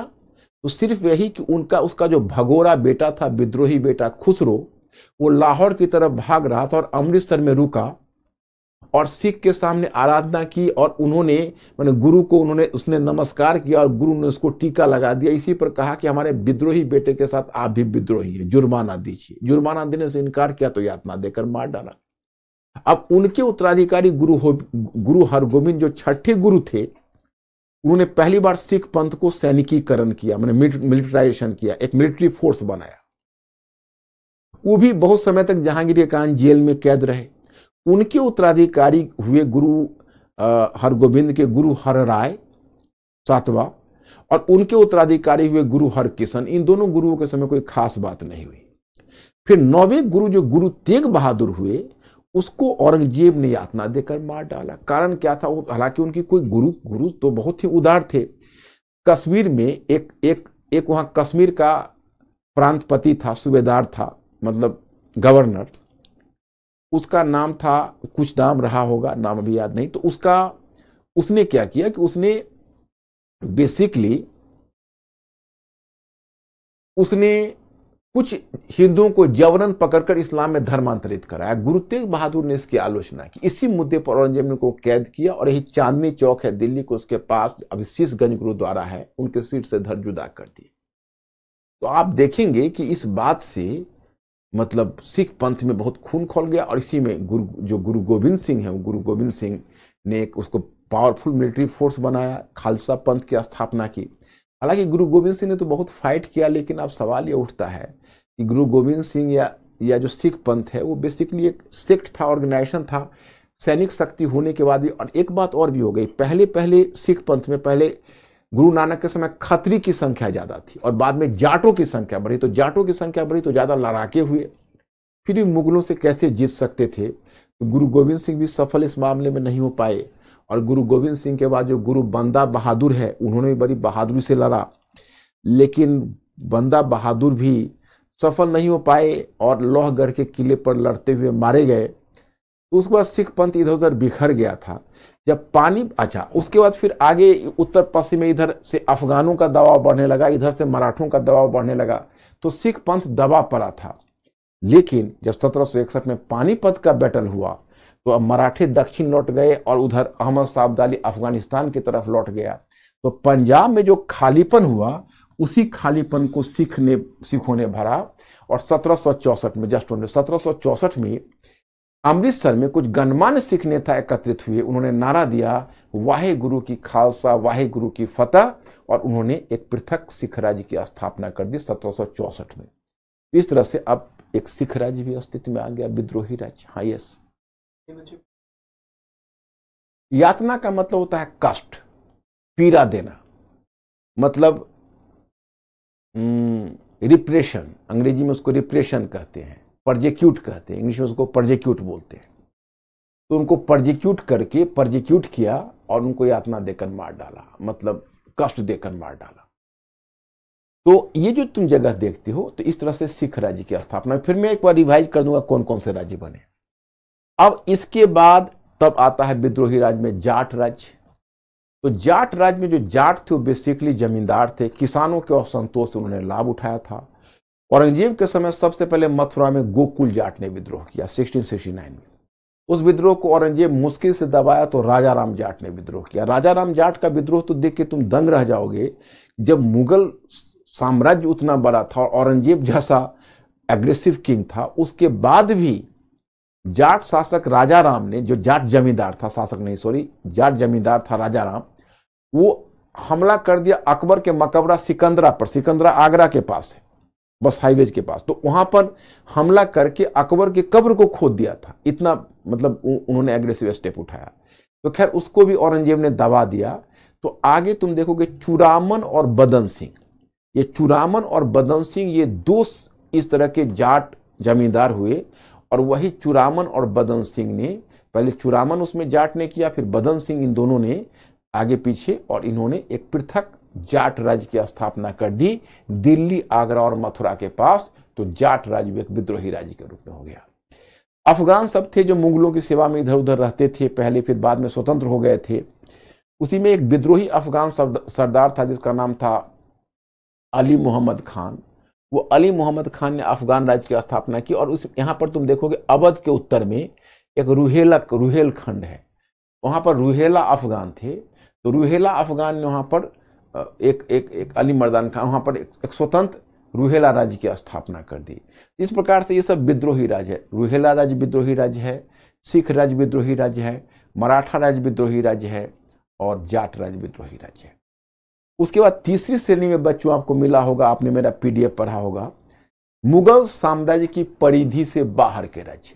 तो मुगल साम्राज्य से परिधि के बाहर के राज्य से क्या मतलब है, मैं आपको बताना चाहता हूं। मतलब कुछ राज्य ऐसे हैं जो कभी मुगल साम्राज्य के अंदर नहीं रहे थे, वो मुगल साम्राज्य से बाहर ही बाहर पनपे। जैसे देखो ये देखो, ये है मैसूर का राज्य। तो क्या मैसूर का राज्य कभी मुगल साम्राज्य का हिस्सा रहा था? नहीं। तो मैसूर का राज्य, जिसमें आपने देखेंगे कि हैदर अली और टीपू सुल्तान ने एक स्वतंत्र, जो आगे मैं हैदर अली और टीपू सुल्तान से परिचय कराऊंगा, जो मैसूर का राज्य वो हैदर अली के अंतर्गत एक शक्तिशाली और स्वतंत्र राज्य के रूप में स्थापित हुआ। तो हैदर अली ने किससे सत्ता छीनी थी? उसने सत्ता छीनी थी ओडियार वंश से। ओडियार वंश कौन था? तो विजयनगर साम्राज्य का उत्तराधिकारी था। जैसे विजयनगर का ही एक राजवंश था जिसका नाम था ओडियार वंश, उसका शासक था चिक्का कृष्ण राज। तो यहां पर तुम देखोगे कि हैदर अली ने उसी से सत्ता छीनी और उसका उत्तराधिकारी टीपू सुल्तान हुआ। तो ये मुगल साम्राज्य की परिधि से बाहर का राज्य है। फिर देखो ये त्रावणकोर का राज्य है, त्रावणकोर एकदम केरला में सबसे साउदर्न टिप पर। यह त्रावणकोर के राज्य में आपने मार्तंड वर्मा का नाम सुना होगा, यही आगे चलकर जटों को, भारत में डचों को पराजित करके भगाया है, यही मार्तंड वर्मा। तो ये मार्तंड वर्मा का राज्य, इसने स्वतंत्र त्रावणकोर के राज्य बना। ये देखो कालीकट है, कालीकट में वास्को डी गामा उतरा था, यहां पर जमुरी ने एक स्वतंत्र राज्य की स्थापना की। ये जो राजपूत राज्य है ये सेमी ऑटोनोमस हमेशा रहे, तो ये भी मुगल साम्राज्य की परिधि से व्यवहार में, लेकिन ये जो दक्षिण के राज्य मैंने जितने बताए ये मुगल साम्राज्य की परिधि से बाहर के राज्य रहे। तो चलिए अब हम आपको रिमाइंड करते हैं। देखिए आपने जो अपने इसमें देखा मुगल साम्राज्य के विघटन के पश्चात अनेक क्षेत्रीय राज्य स्थापित हुए। इन्हें निम्नलिखित उपसमूह में बांटकर देख सकते हैं। एक उत्तराधिकारी राज्य, उत्तराधिकारी में आपने बंगाल पढ़ा, और बंगाल के बाद आपने अवध, हैदराबाद। फिर आपने देखा विद्रोही राज्य, इसमें सिख राज्य, सिख राज्य के बाद आपने पढ़ा होगा मराठा राज्य, और मराठा राज्य के बाद आपने पढ़ा होगा जाट राज्य, और फिर अफगान राज्य। मुगल साम्राज्य की परिधि के बाहर के राज्य में आपने पढ़ा होगा, मुगल साम्राज्य की परिधि से बाहर के राज्य में आपने पढ़ा होगा मैसूर का राज्य, कालीकट का राज्य, त्रावणकोर, माने परिधि मतलब पेरिफ्री, मतलब those states which existed outside of the periphery of the Mughal Empire. Here you can find the name of Jat Raj, Calicut, Travancore. They existed outside the periphery of Mughal Empire. तो ये राज्य उसके बाहर के राज्य है। अब मैं फिर एक बार आपको रिमाइंड कर रहा हूं, मुगल साम्राज्य का डेड बॉडी रखा हुआ है। मुगल साम्राज्य के डेथ के बाद 18वीं सदी के पूर्वार्ध में, first half of 18th century में, 3 तरह के राज्य आए। एक तरह के राज्य हैं जो सक्सेसर स्टेट्स या उत्तराधिकारी राज्य है, दूसरा है रेबेल स्टेट्स या विद्रोही राज्य है, और तीसरा वह राज्य है जो मुगल साम्राज्य की परिधि से बाहर रहा था। इसमें नाम आप याद कर लीजिए, सक्सेसर स्टेट्स में आपको बंगाल, अवध और हैदराबाद याद हो गया। विद्रोही राज्य में आपको मराठा, सिख, जाट और अफगान याद हो गया, 4, 3, 7। और आपने मुगल साम्राज्य की परिधि से बाहर में मैसूर, कालीकट और त्रावणकोर, मतलब ये 3 राज्य, तो ये 3 राज्य याद हो गया। तो टोटल कितने, 10 राज्य का नाम आपको याद करने के लिए मैंने कहा है, 10 राज्य याद हो गया होगा। फिर एक बार रिपीट करता हूं, रिपीट, बंगाल, अवध, हैदराबाद उत्तराधिकारी राज्य,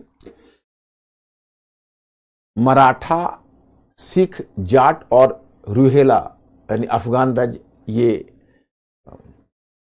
ये राज्य विद्रोही राज्य, और मैसूर, कालीकट और त्रावणकोर ये मुगल साम्राज्य की परिधि से बाहर के राज्य। टोटल 10 राज्य आपको याद हो गए होंगे। तो ये तो देखो, ये तो इंफॉर्मेशन हुआ, सूचना हुआ, लेकिन जो कल मैंने आपको बताना चाहा था उस बात को आप याद करिए। हमें केवल सूचना तक अपने आप को सीमित नहीं रखनी है, यहाँ पर एक इतिहास लेखन का सेंस, क्योंकि देखो सोशल साइंस में मैंने क्या कहा, आधा ग्लास ही पानी है, आधा ग्लास, किसी चीज का एक से अधिक पर्सपेक्टिव होता है। अब हमें 18वीं सदी का मूल्यांकन करना है कि यह काल पतन का काल था या नई संभावनाओं का काल था। तो आप लोगों की क्या राय बन रही है, पतन का काल या नई संभावनाओं का काल? Was it an era of decline और an era imbued with new potentialities? क्या बोल रहे हैं वो? अब मैं इसका मूल्यांकन के लिए चल रहा हूं, आप लोग मूल्यांकन पर नजर डालिए और बताइए कि किस तरह से इसका मूल्यांकन करें। इसको पतन का काल माने या नई संभावनाओं से परिपूर्ण काल माने, whether it was an era of decline और it was marked by the new potentialities. What do you view? पतन का काल और कुछ बोथ भी।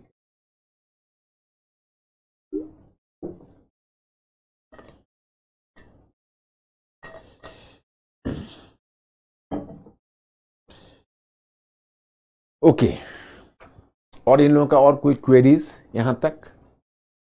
नहीं है। देखो माय स्टूडेंट्स, जब आप लोग जब कहते हो कि सर हम कैसे नोट्स बनाएं, क्या नोट्स बनाएं, तो हम अभी नोट्स बनाने से आपको क्यों रोकते हैं, इसकी वजह बताता हूं। क्योंकि अभी आप में एक नए मुल्ला का उत्साह तो है, you are having the zeal of a new convert, having the zeal of a new convert, but अभी क्या है कि अभी थोड़ा सा अनुभव की कमी है। देखिए,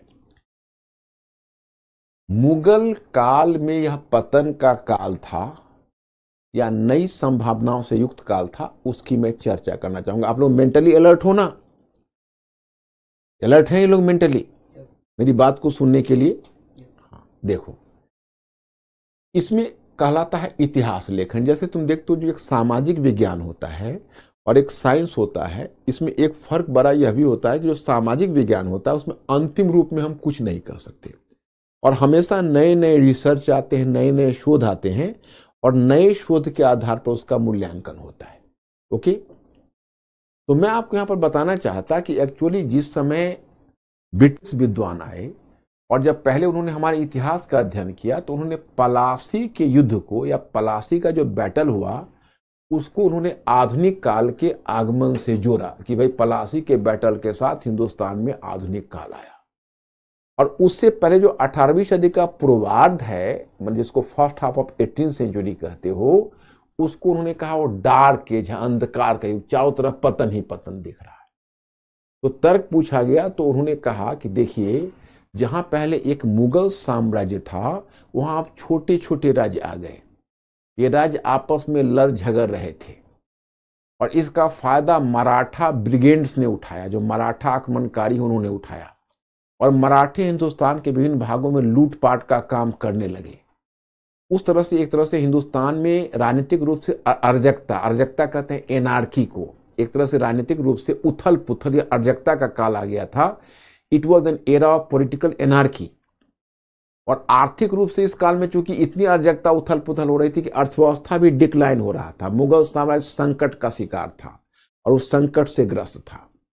और तीसरी चीज थी कि कला और संस्कृति का भी पतन हो रहा था। कला और संस्कृति जिसको पहले मुगल साम्राज्य के द्वारा संरक्षण मिलता था, अब उसको देखने वाला, कलाकारों को, साहित्यकारों को, विद्वानों को संरक्षण देने वाला कोई नहीं था। इसलिए जो काल है यह काल पतन का काल था, यह माना गया था।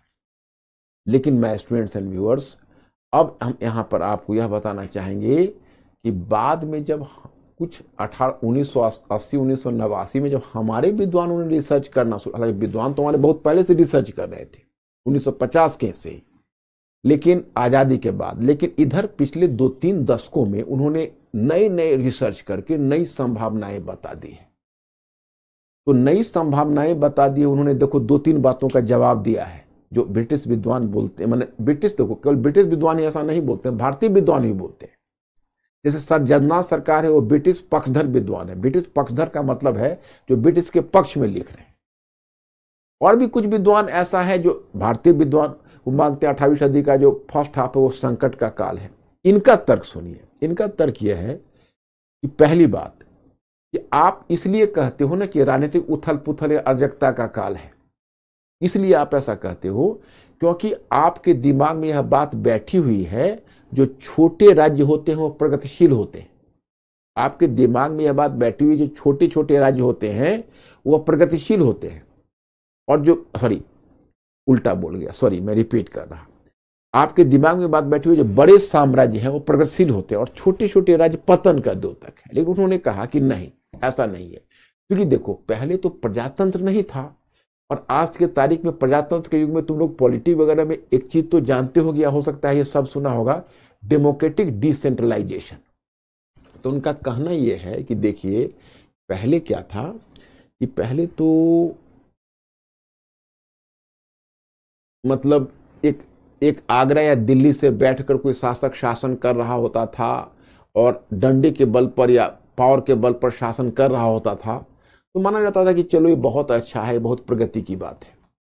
लेकिन अब क्या है कि अब वो बात, वो धारणा है, वो धारणा अब खंडित हो चुकी है। अब वो बात नहीं है, मतलब माना जाता है कि नहीं, ऐसा नहीं है। जैसे पहले माना जाता था जो राज्य है वो प्रगति का द्योतक है, और साम्राज्य प्रगतिगत होता है, छोटे छोटे राज्य प्रगतिहीन है। अब जब प्रजातांत्रिक विकेंद्रीकरण हुआ तो ऐसा महसूस किया गया, यार ऊपर जो केंद्र पर बैठा हुआ राज्य होता है वो क्षेत्र को नहीं देखता है, क्षेत्र से टैक्स तो लेता है परंतु उसके विकास के लिए काम नहीं करता है, वो क्षेत्रीय और कला और संस्कृति को संरक्षण नहीं देता है। तो ऐसे जो क्षेत्रीय राज्य हुए उन्होंने एक तो क्षेत्र में अच्छी सरकारें दी, जैसे बंगाल में मुर्शीद कुली खान योग्य शासक था, अवध में शादत खान योग्य शासक था, जैसे हैदराबाद में निजाम योग्य शासक था, तो उन्होंने मैसूर में हैदर अली और टीपू सुल्तान योग्य शासक था, तो उन्होंने अपने अपने क्षेत्र में अच्छी सरकारें दी। दूसरा, उन्होंने कला और साहित्य को संरक्षण दिया। तो पहली बात तो है कि छोटे राज्य पतन का प्रतीक नहीं है और बड़े साम्राज्य उत्थान का प्रतीक नहीं है। और दूसरी बात यह है कि देखिए, हमारे इतिहास में अधिक साम्राज्य का काल कम हुआ है और छोटे राज्यों का काल अधिक हुआ है।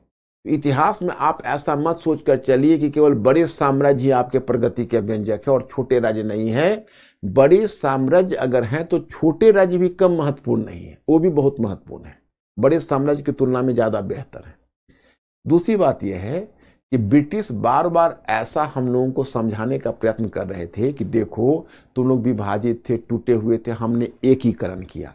तो इन विद्वानों ने जवाब दिया, इसमें मैं आपको क्यों क्रेडिट दूं? एक तो पहली बात कि आपने अपने लिए क्षेत्रों को जीता है, कोई हमारे लिए नहीं जीता है। दूसरी बात कि ऐसा हमारे इतिहास में बहुत बार हुआ कि साम्राज्य टूटा और छोटे राज्य बने और उन्हीं में से कोई एक राज्य ऊपर उठा, उसने फिर साम्राज्य बना लिया।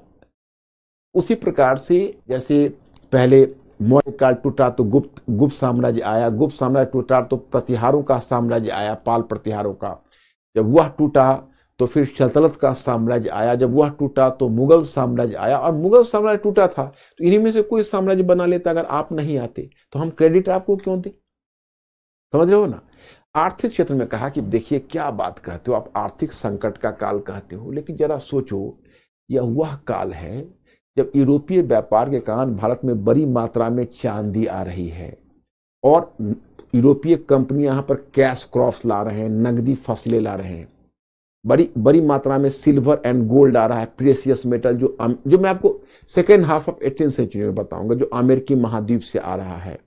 और बहुत सारे समृद्ध क्षेत्र है वो अस्तित्व में आ रहे हैं। तो आप ही बताइए, जब इकोनॉमी इतनी ग्रो कर रही है, अर्थव्यवस्था की इतनी प्रगति हो रही है, तो आप उसको आर्थिक संकट का काल कैसे कर सकते हैं? और साथ में रह गई कला और साहित्य की बात और कला और संस्कृति की बात, तो एक बात मैं बताता हूं कि देखो, कला और संस्कृति, भले ही मुगल साम्राज्य का डिक्लाइन हुआ, उनका पतन हुआ, लेकिन जो छोटे छोटे राज्य आए उन सबों ने अपने क्षेत्र में कला और साहित्य को संरक्षण दिया था। तो आप इसको पतन का फिर कैसे कहते हो कि कला और साहित्य का पतन हो गया?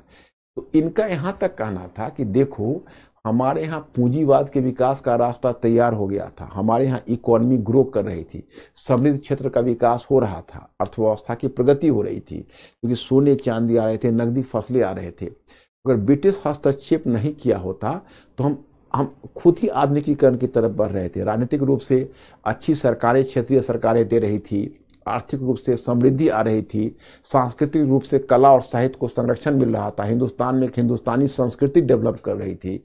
तो ब्रिटिश ने आके उल्टा उस प्रक्रिया को बाधित कर दिया। तो इस काल को अब कहा जाता है, इसको पूर्व आधुनिक काल कहिए, इसको पतन का काल मत कहिए, नई संभावनाओं का काल है। तो दूसरा वाला विचार यह कहता है। अब एक चीज बताओ, इन दोनों अलग अलग विचारों को सुनकर तुम्हें कंफ्यूजन भी हुआ है तो उसका निराकरण भी मैं दूंगा। ये दोनों अलग अलग विचारों को आप लोगों ने समझा है, थोड़ा हिंट करिए mister Ankur, just try to elicit their reaction, कि उन्होंने इसको नोटिस किया, दोनों के अंतर को समझा या कोई प्रॉब्लम है। तो फिर अब इसके बाद जब इसको आप समझ जाएंगे तब आप क्वेश्चन करने की स्थिति में आ जाएंगे।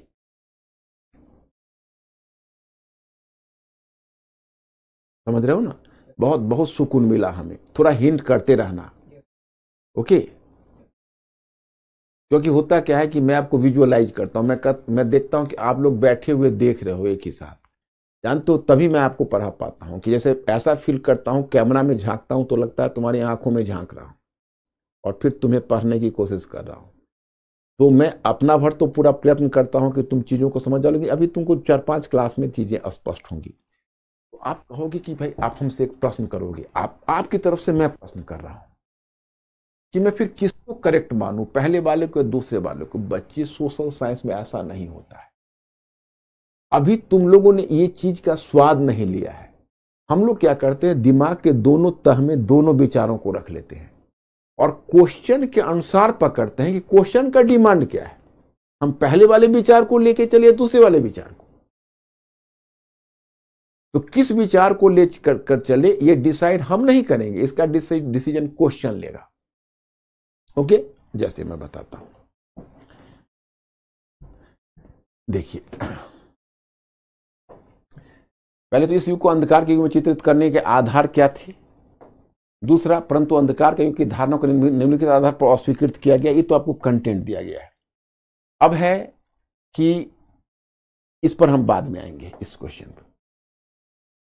हम पहले तो स्पष्ट कीजिए कि मध्य 18वीं सदी का भारत विखंडित राज्यतंत्र नहीं, ये विखंडित, यही तो गड़बड़ करता है, विखंडित राज्यतंत्र कर देना बेटा, राज्यतंत्र नहीं, राज्यतंत्र, इसको विखंडित राज्यतंत्र कर देना बच्चों। राज्यतंत्र मतलब स्टेटहुड। विखंडित राज्यतंत्र की छाया से किस प्रकार ग्रसित था, समझ रहे हो? इस प्रश्न को जरा सा देखिए कि सुस्पष्ट कीजिए कि मध्य 18वीं सदी का भारत विखंडित राज्यतंत्र की छाया से किस प्रकार ग्रसित था। तो मतलब यह है कि आपसे पूछा जा रहा ये विखंडित राज्यतंत्र की छाया से किस प्रकार ग्रसित था। मतलब अगर यहां पर पूछते, देखो अब मैं आपको ये दोनों प्रश्नों का अंतर बताता हूं, जैसे दोनों में फर्क क्या है। अगर इन्होंने हमसे यह पूछा होता कि क्या मध्य 18वीं सदी का भारत विखंडित राज्यतंत्र की छाया से ग्रसित था, तब हम लोग वही हिंट पा जाते। नहीं, तब हम कहते हैं कि इसको हम विखंडित राज्यतंत्र की छाया से ग्रसित नहीं मानते हैं। हम ऐसा मानकर चलते हैं कि भाई बड़े साम्राज्य पतन का द्योतक नहीं है, छोटे छोटे राज्य, और जो छोटे छोटे राज्य है उन्होंने भी अपने क्षेत्र में अच्छी सरकारें दी, कला और संस्कृति को प्रोत्साहन दिया।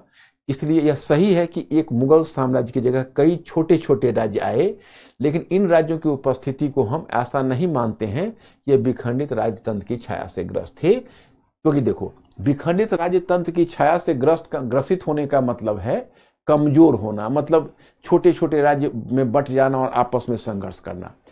ये जो यह प्रश्न है, इस प्रश्न का नेगेटिव टिंज है, और इसी प्रश्न को अगर दूसरे रूप में आपको देता तब आपको पॉजिटिव टिंज पकड़ना पड़ सकता था। हाँ बोलो। हाँ, राजतंत्र मोनार्की को बोलते हैं माय स्टूडेंट्स। राजतंत्र इज अ मोनार्की। मोनार्की का मतलब राजा का शासन, और राज्यतंत्र का मतलब है राज्य व्यवस्था, मतलब political system, state system. State system is राज्यतंत्र, और जो मोनार्की है दैट इज राज्यतंत्र। ओके, तो देखो इस प्रश्न में क्या हिंट है। यूपीएससी 2017 का ये क्वेश्चन है, 150 शब्द का। इस प्रश्न का हिंट समझो क्या है। ये दूसरा वाला क्वेश्चन नहीं है, ये दूसरा वाला क्वेश्चन बाद में आएगा। ये इस क्वेश्चन का उत्तर है जो पहला वाला है। क्या आप इस कथन से सहमत है, उसका मैं दूसरा जवाब दूंगा। देखो, सुस्पष्ट कीजिए कि मध्य 18वीं सदी का भारत विखंडित राज्यतंत्र की छाया से किस प्रकार ग्रसित था। कि जस्ट क्लैरिफाई कि how was the mid 18th century India was afflicted with the fragmented polity in India। ये क्वेश्चन आपका है। तो इन्होंने कहा किस प्रकार ग्रसित था, तो हमारे पास दूसरा कोई चारा दिया नहीं, हम लोग को दिखाना है इस प्रकार ग्रसित था। मतलब यहां पर हमको इसका नेगेटिव एस्पेक्ट दिखाना है, क्योंकि क्वेश्चन का डिमांड वही है, किस प्रकार ग्रसित था, तो हमको दिखाना है इस प्रकार ग्रसित था। हम ये नहीं कह सकते नहीं ग्रसित नहीं था। तो देखो इसको हमने कैसे शुरू किया है। 18वीं सदी के मध्य में भारत के राजनीतिक परिदृश्य का महत्वपूर्ण लक्षण था बहुराज्यीय व्यवस्था का उद्भव। यह वह काल था जब एक तरफ शक्तिशाली मुगल साम्राज्य विघटित हो गया था तथा अनेक छोटे छोटे क्षेत्रीय राज्य स्थापित हो चुके थे। बहुराज्यीय व्यवस्था का मतलब हुआ in English multi state system. This period मतलब the mid 18th century India was marked by multi state system, बहुराज्य व्यवस्था से ग्रस्त था। तो प्रदेश का महत्वपूर्ण लक्षण था बहुराज्य व्यवस्था का उद्भव। यह वह काल था जब एक तरफ शक्तिशाली मुगल साम्राज्य विघटित हो गया था तथा अनेक छोटे छोटे क्षेत्रीय राज्य स्थापित हो चुके थे, यानी उसके कवर पर अनेक छोटे छोटे राज्य स्थापित हो चुके थे। इन राज्यों को हम दो समूह में बांटकर देख सकते हैं, उत्तराधिकारी राज्य और विद्रोही शक्तियों द्वारा स्थापित राज्य। पहले समूह में हम अवध, बंगाल, हैदराबाद जैसे राज्यों की गणना कर सकते हैं। ये राज्य स्वयं मुगल अधिकारियों के द्वारा स्थापित किए गए थे। उदाहरण के लिए बंगाल में मुर्शीद कुली खान, अवध में सादत खान एवं हैदराबाद में निजाम मुल्क आदि। इसी प्रकार विद्रोही राज्य में हम सिख राज्य, मराठा राज्य, जाट राज्य एवं अफगान राज्य की गणना करते हैं। इन राज्यों की स्वतंत्रता के बाद मुगल साम्राज्य महज नाम का रह गया था, उसकी वास्तविक संप्रभुता समाप्त हो चुकी थी। देखो माय स्टूडेंट्स, इसमें मैं मुगल साम्राज्य की परिधि से बाहर के राज्य के बारे में नहीं लिखा है, जानबूझकर नहीं लिखा है। क्यों? क्योंकि ये क्वेश्चन का डिमांड वो नहीं है। ये क्वेश्चन पूछ रहा है किस प्रकार खंडित राज्य तंत्र की छाया से ग्रस्त था। तो ये मुगल साम्राज्य के संदर्भ में पूछ रहा है। तो जो मुगल साम्राज्य से जो राज्य निकले हैं, बस हमने उसी का परिचय दिया है। सबसे बढ़कर इन राज्यों के बीच प्रतिस्पर्धा एवं वैमनस्यता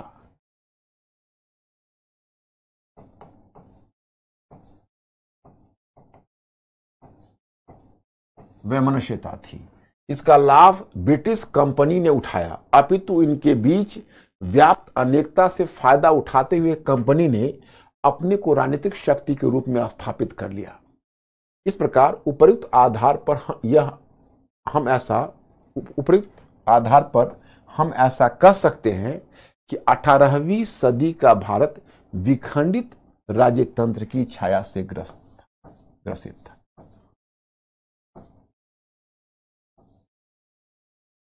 विखंडित राज्य तंत्र की, आप लोग राज्य तंत्र की जगह राज्य तंत्र लिखना, यानी स्टेट सिस्टम, नॉट मोनार्की। राज्य तंत्र की छाया से ग्रसित था। अब देखो इस क्वेश्चन में मैंने क्या किया है। इस क्वेश्चन में मैंने जो किया है वो बात को बता दूं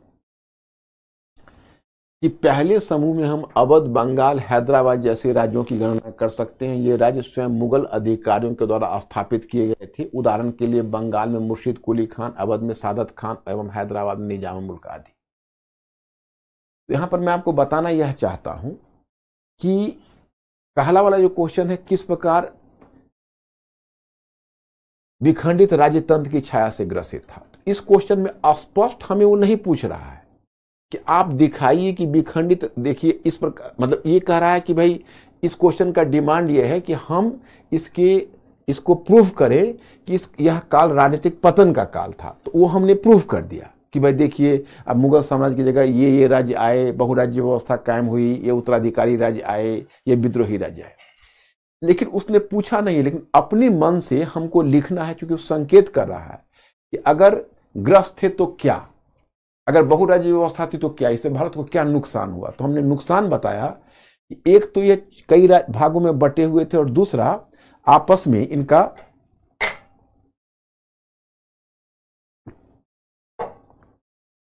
हमने बताया कि देखिए, एक तो ये कई टुकड़ों में बटे हुए थे, दूसरा है कि आपस में इनका तालमेल नहीं था, आपस में वैमनस्यता थी। वैमनस्यता कहते हैं एनिमोसिटी को, दुश्मनी थी, शत्रुता थी, प्रतिस्पर्धा थी, कंपटीशन था। इनमें जो आपस में वैमनस्यता या प्रतिस्पर्धा थी, इसका स्वाभाविक परिणाम हुआ कि ब्रिटिश ने इसका फायदा उठा लिया और फायदा उठा के इनके अनेकता का लाभ उठाकर भारत में अपने शासन स्थापित कर दिया। ये क्वेश्चन उस तरफ संकेत कर रहा है, तो हमने अपनी तरफ से संकेत कर दिया। लेकिन इस क्वेश्चन का डिमांड था कि आप पतन के बारे में लिखिए, तो हमने सिर्फ और सिर्फ पतन के बारे में लिखा। अब देखिए, मैंने आपको बताया यही स्टेटमेंट हो, टॉपिक स्टेटमेंट यही है, लेकिन इसमें डायरेक्टली बदल जाता है। जैसे मैं आपको उदाहरण बताता हूं कि अब अगर आपके सामने क्वेश्चन रहता है ऐसे,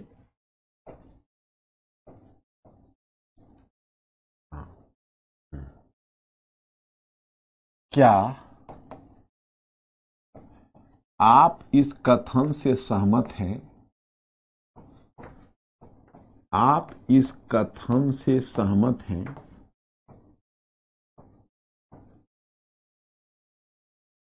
सहमत हैं कि 18वीं सदी के मध्य का भारत, सदी के मध्य का भारत, मध्य का भारत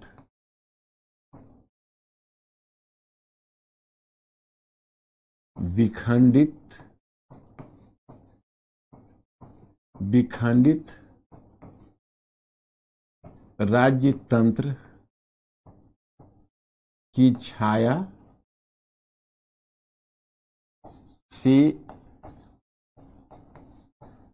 से ग्रसित था,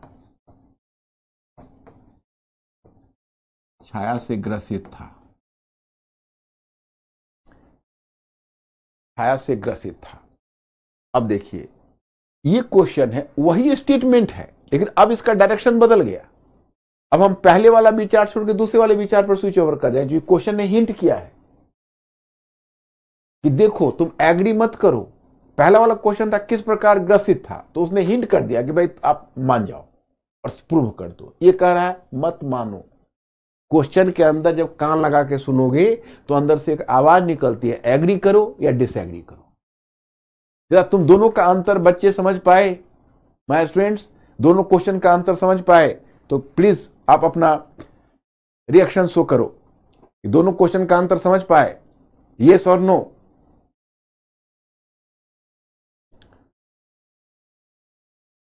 अब इसमें देखो हमारी राइटिंग बदल जाएगी। कैसे बदलेगी बता दूं? देखिए अब ये प्रश्न है, इस प्रश्न को जैसे तुमने अपने ढंग से शुरू कर दिया कि 18वीं सदी के मध्य तक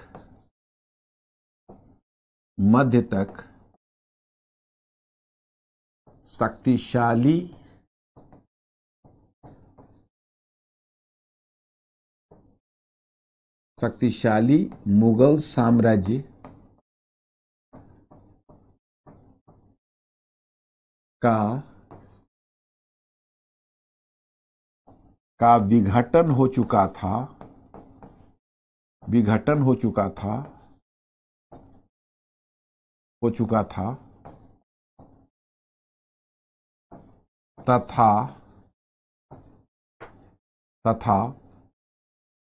भारत में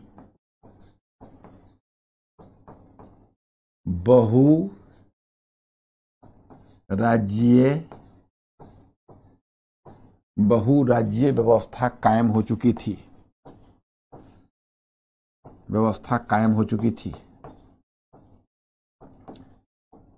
बहुराज्यीय व्यवस्था कायम हो चुकी थी।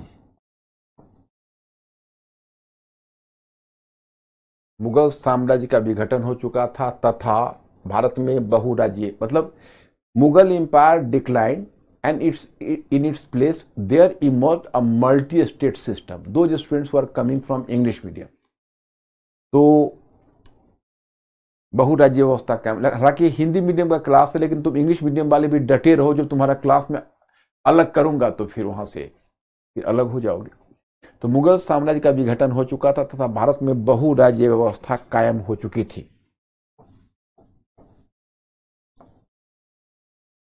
मुगल साम्राज्य का विघटन हो चुका था तथा भारत में बहुराज्यीय व्यवस्था कायम हो चुकी थी। परंपरागत रूप में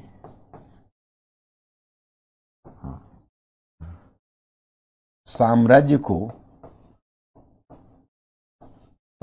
को प्रगति का प्रतीक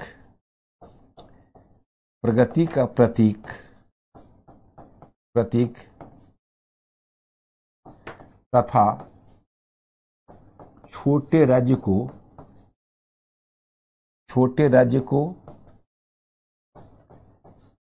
को प्रगतिहीन माना जाता रहा है।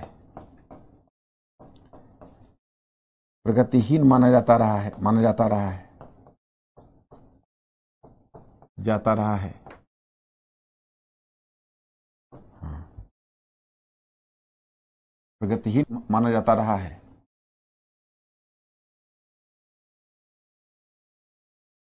अतः सामान्य धारणा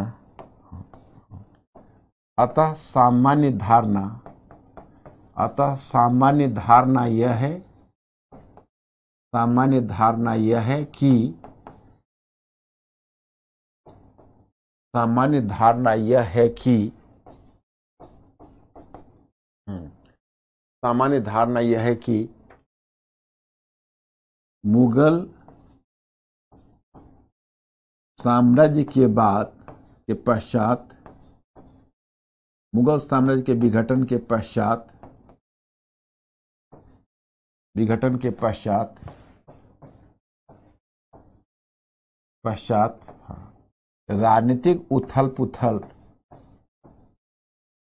राजनीतिक उथल पुथल का युग आरंभ हुआ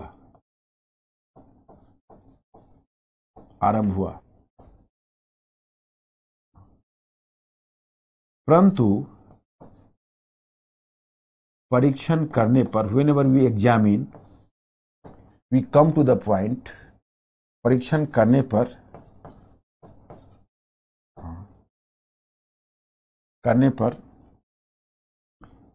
इस अवधारणा की इस विचार चाहे अवधारणा मतलब विचार कॉन्सेप्ट इस विचार की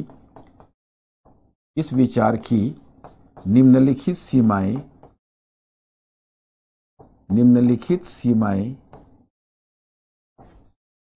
अस्पष्ट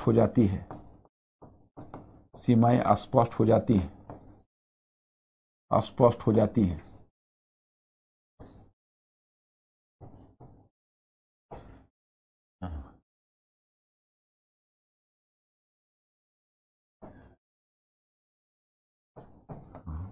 लिखिए।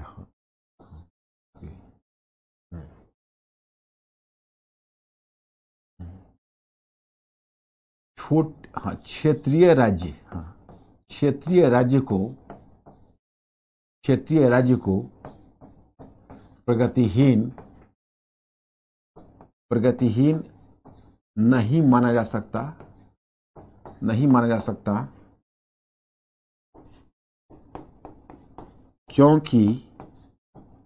क्योंकि क्षेत्रीय राज्य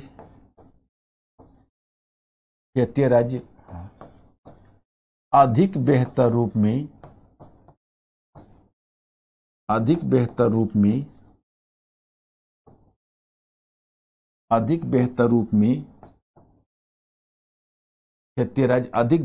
में आर्थिक विकास के लिए काम कर सकता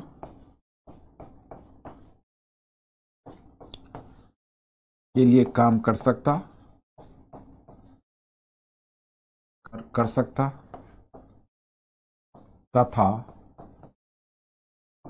कला एवं साहित्य को संरक्षण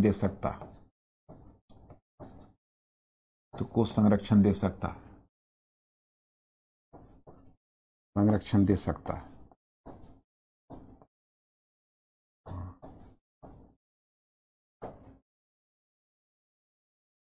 फिर इसके अतिरिक्त मुगल साम्राज्य के पतन के पश्चात भी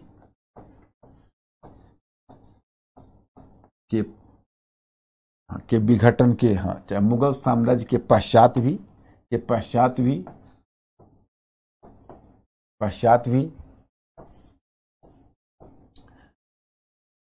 भी बंगाल, अवध, हैदराबाद तथा मुगल परिधि से बाहर के राज्यों में मुगल साम्राज्य की परिधि से बाहर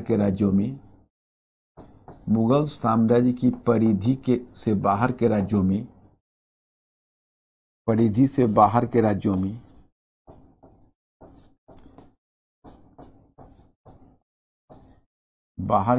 में मैसूर, त्रावणकोर आदि ने अपने अपने क्षेत्र में अच्छी सरकार दी, या अपने अपने क्षेत्र में बेहतर शासन व्यवस्था स्थापित किया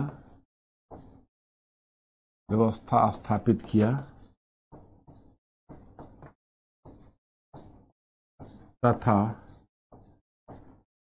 आर्थिक विकास के लिए काम किया।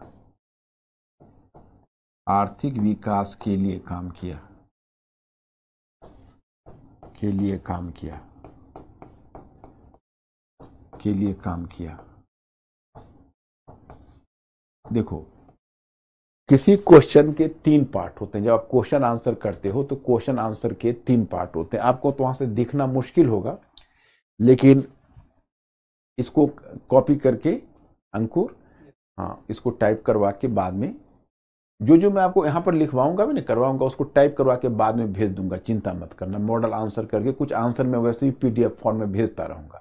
अभी आंसर सिखाने का वक्त है, तो मैं आपको सिखा रहा हूं। देखो, जैसे आप इसको ऐसे समझो कि ये आपका जो प्रश्न है, ये जो आपका प्रश्न है, इसको जैसे आपका जो प्रश्न होगा ना, उस प्रश्न का जब प्रश्न पूछा जाता है तो उसमें एक पार्ट होता है थेसिस। थेसिस का मतलब हुआ जो प्रश्न आपसे पूछा गया उस प्रश्न पर जो आपका स्टैंड होगा वो थेसिस कहलाएगा। जैसे ये क्वेश्चन है तो आपने यहाँ पर जो लिखा कि इस विचार की निम्नलिखित सीमाएं स्पष्ट हो जाती है, आपका थेसिस लाइन हुआ। थेसिस लाइन क्या होता है कि जो क्वेश्चन में आप स्टैंड लेते हो कि भाई हम इससे सहमत नहीं है, तो सीमाएं स्पष्ट हो जाती है। आपने लिखा, इसका मतलब आप सहमत नहीं हो, ये आपका थेसिस हो गया। अब आप जो आगे लिखते हो उसमें वह विचार और उदाहरण आना चाहिए जो आपके थेसिस को सिद्ध कर सके। भाई सीमाएं क्या है, तो आपने पहली सीमा यह दिखा दी और दूसरी सीमा यह दिखा दी। तो पहली और दूसरी सीमा आपने दिखा दी तो आपका थेसिस क्लियर हो गया। ओके, तो अब थेसिस क्लियर हो गया। उसके बाद आपका अंत में एक निष्कर्ष वाक्य जरूर आना चाहिए। इसमें अभी तक मैंने निष्कर्ष नहीं दिया। आप देखो, इसका निष्कर्ष वाक्य क्या होगा। इसमें हम देंगे, अतः उपर्युक्त तर्क के प्रकाश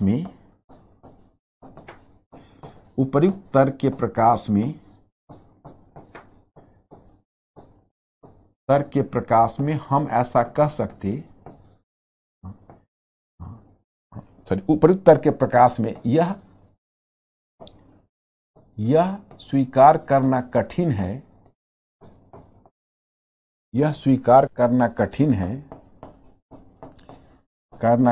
है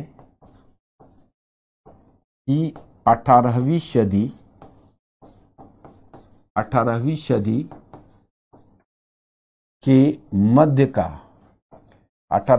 के मध्य का भारत खंडित राजतंत्र की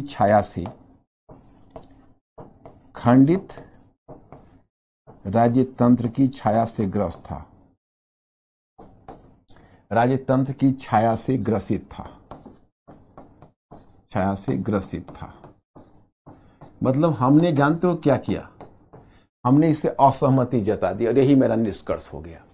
वही क्वेश्चन है, उसका डायरेक्टरी बदल दिया, उत्तर बदल गया। अब बच्चों तुम लोग अपना रिएक्शन बताओ कि दोनों का अंतर समझ में आया। बाकी मैं इसका उत्तर भेज दूंगा आपको।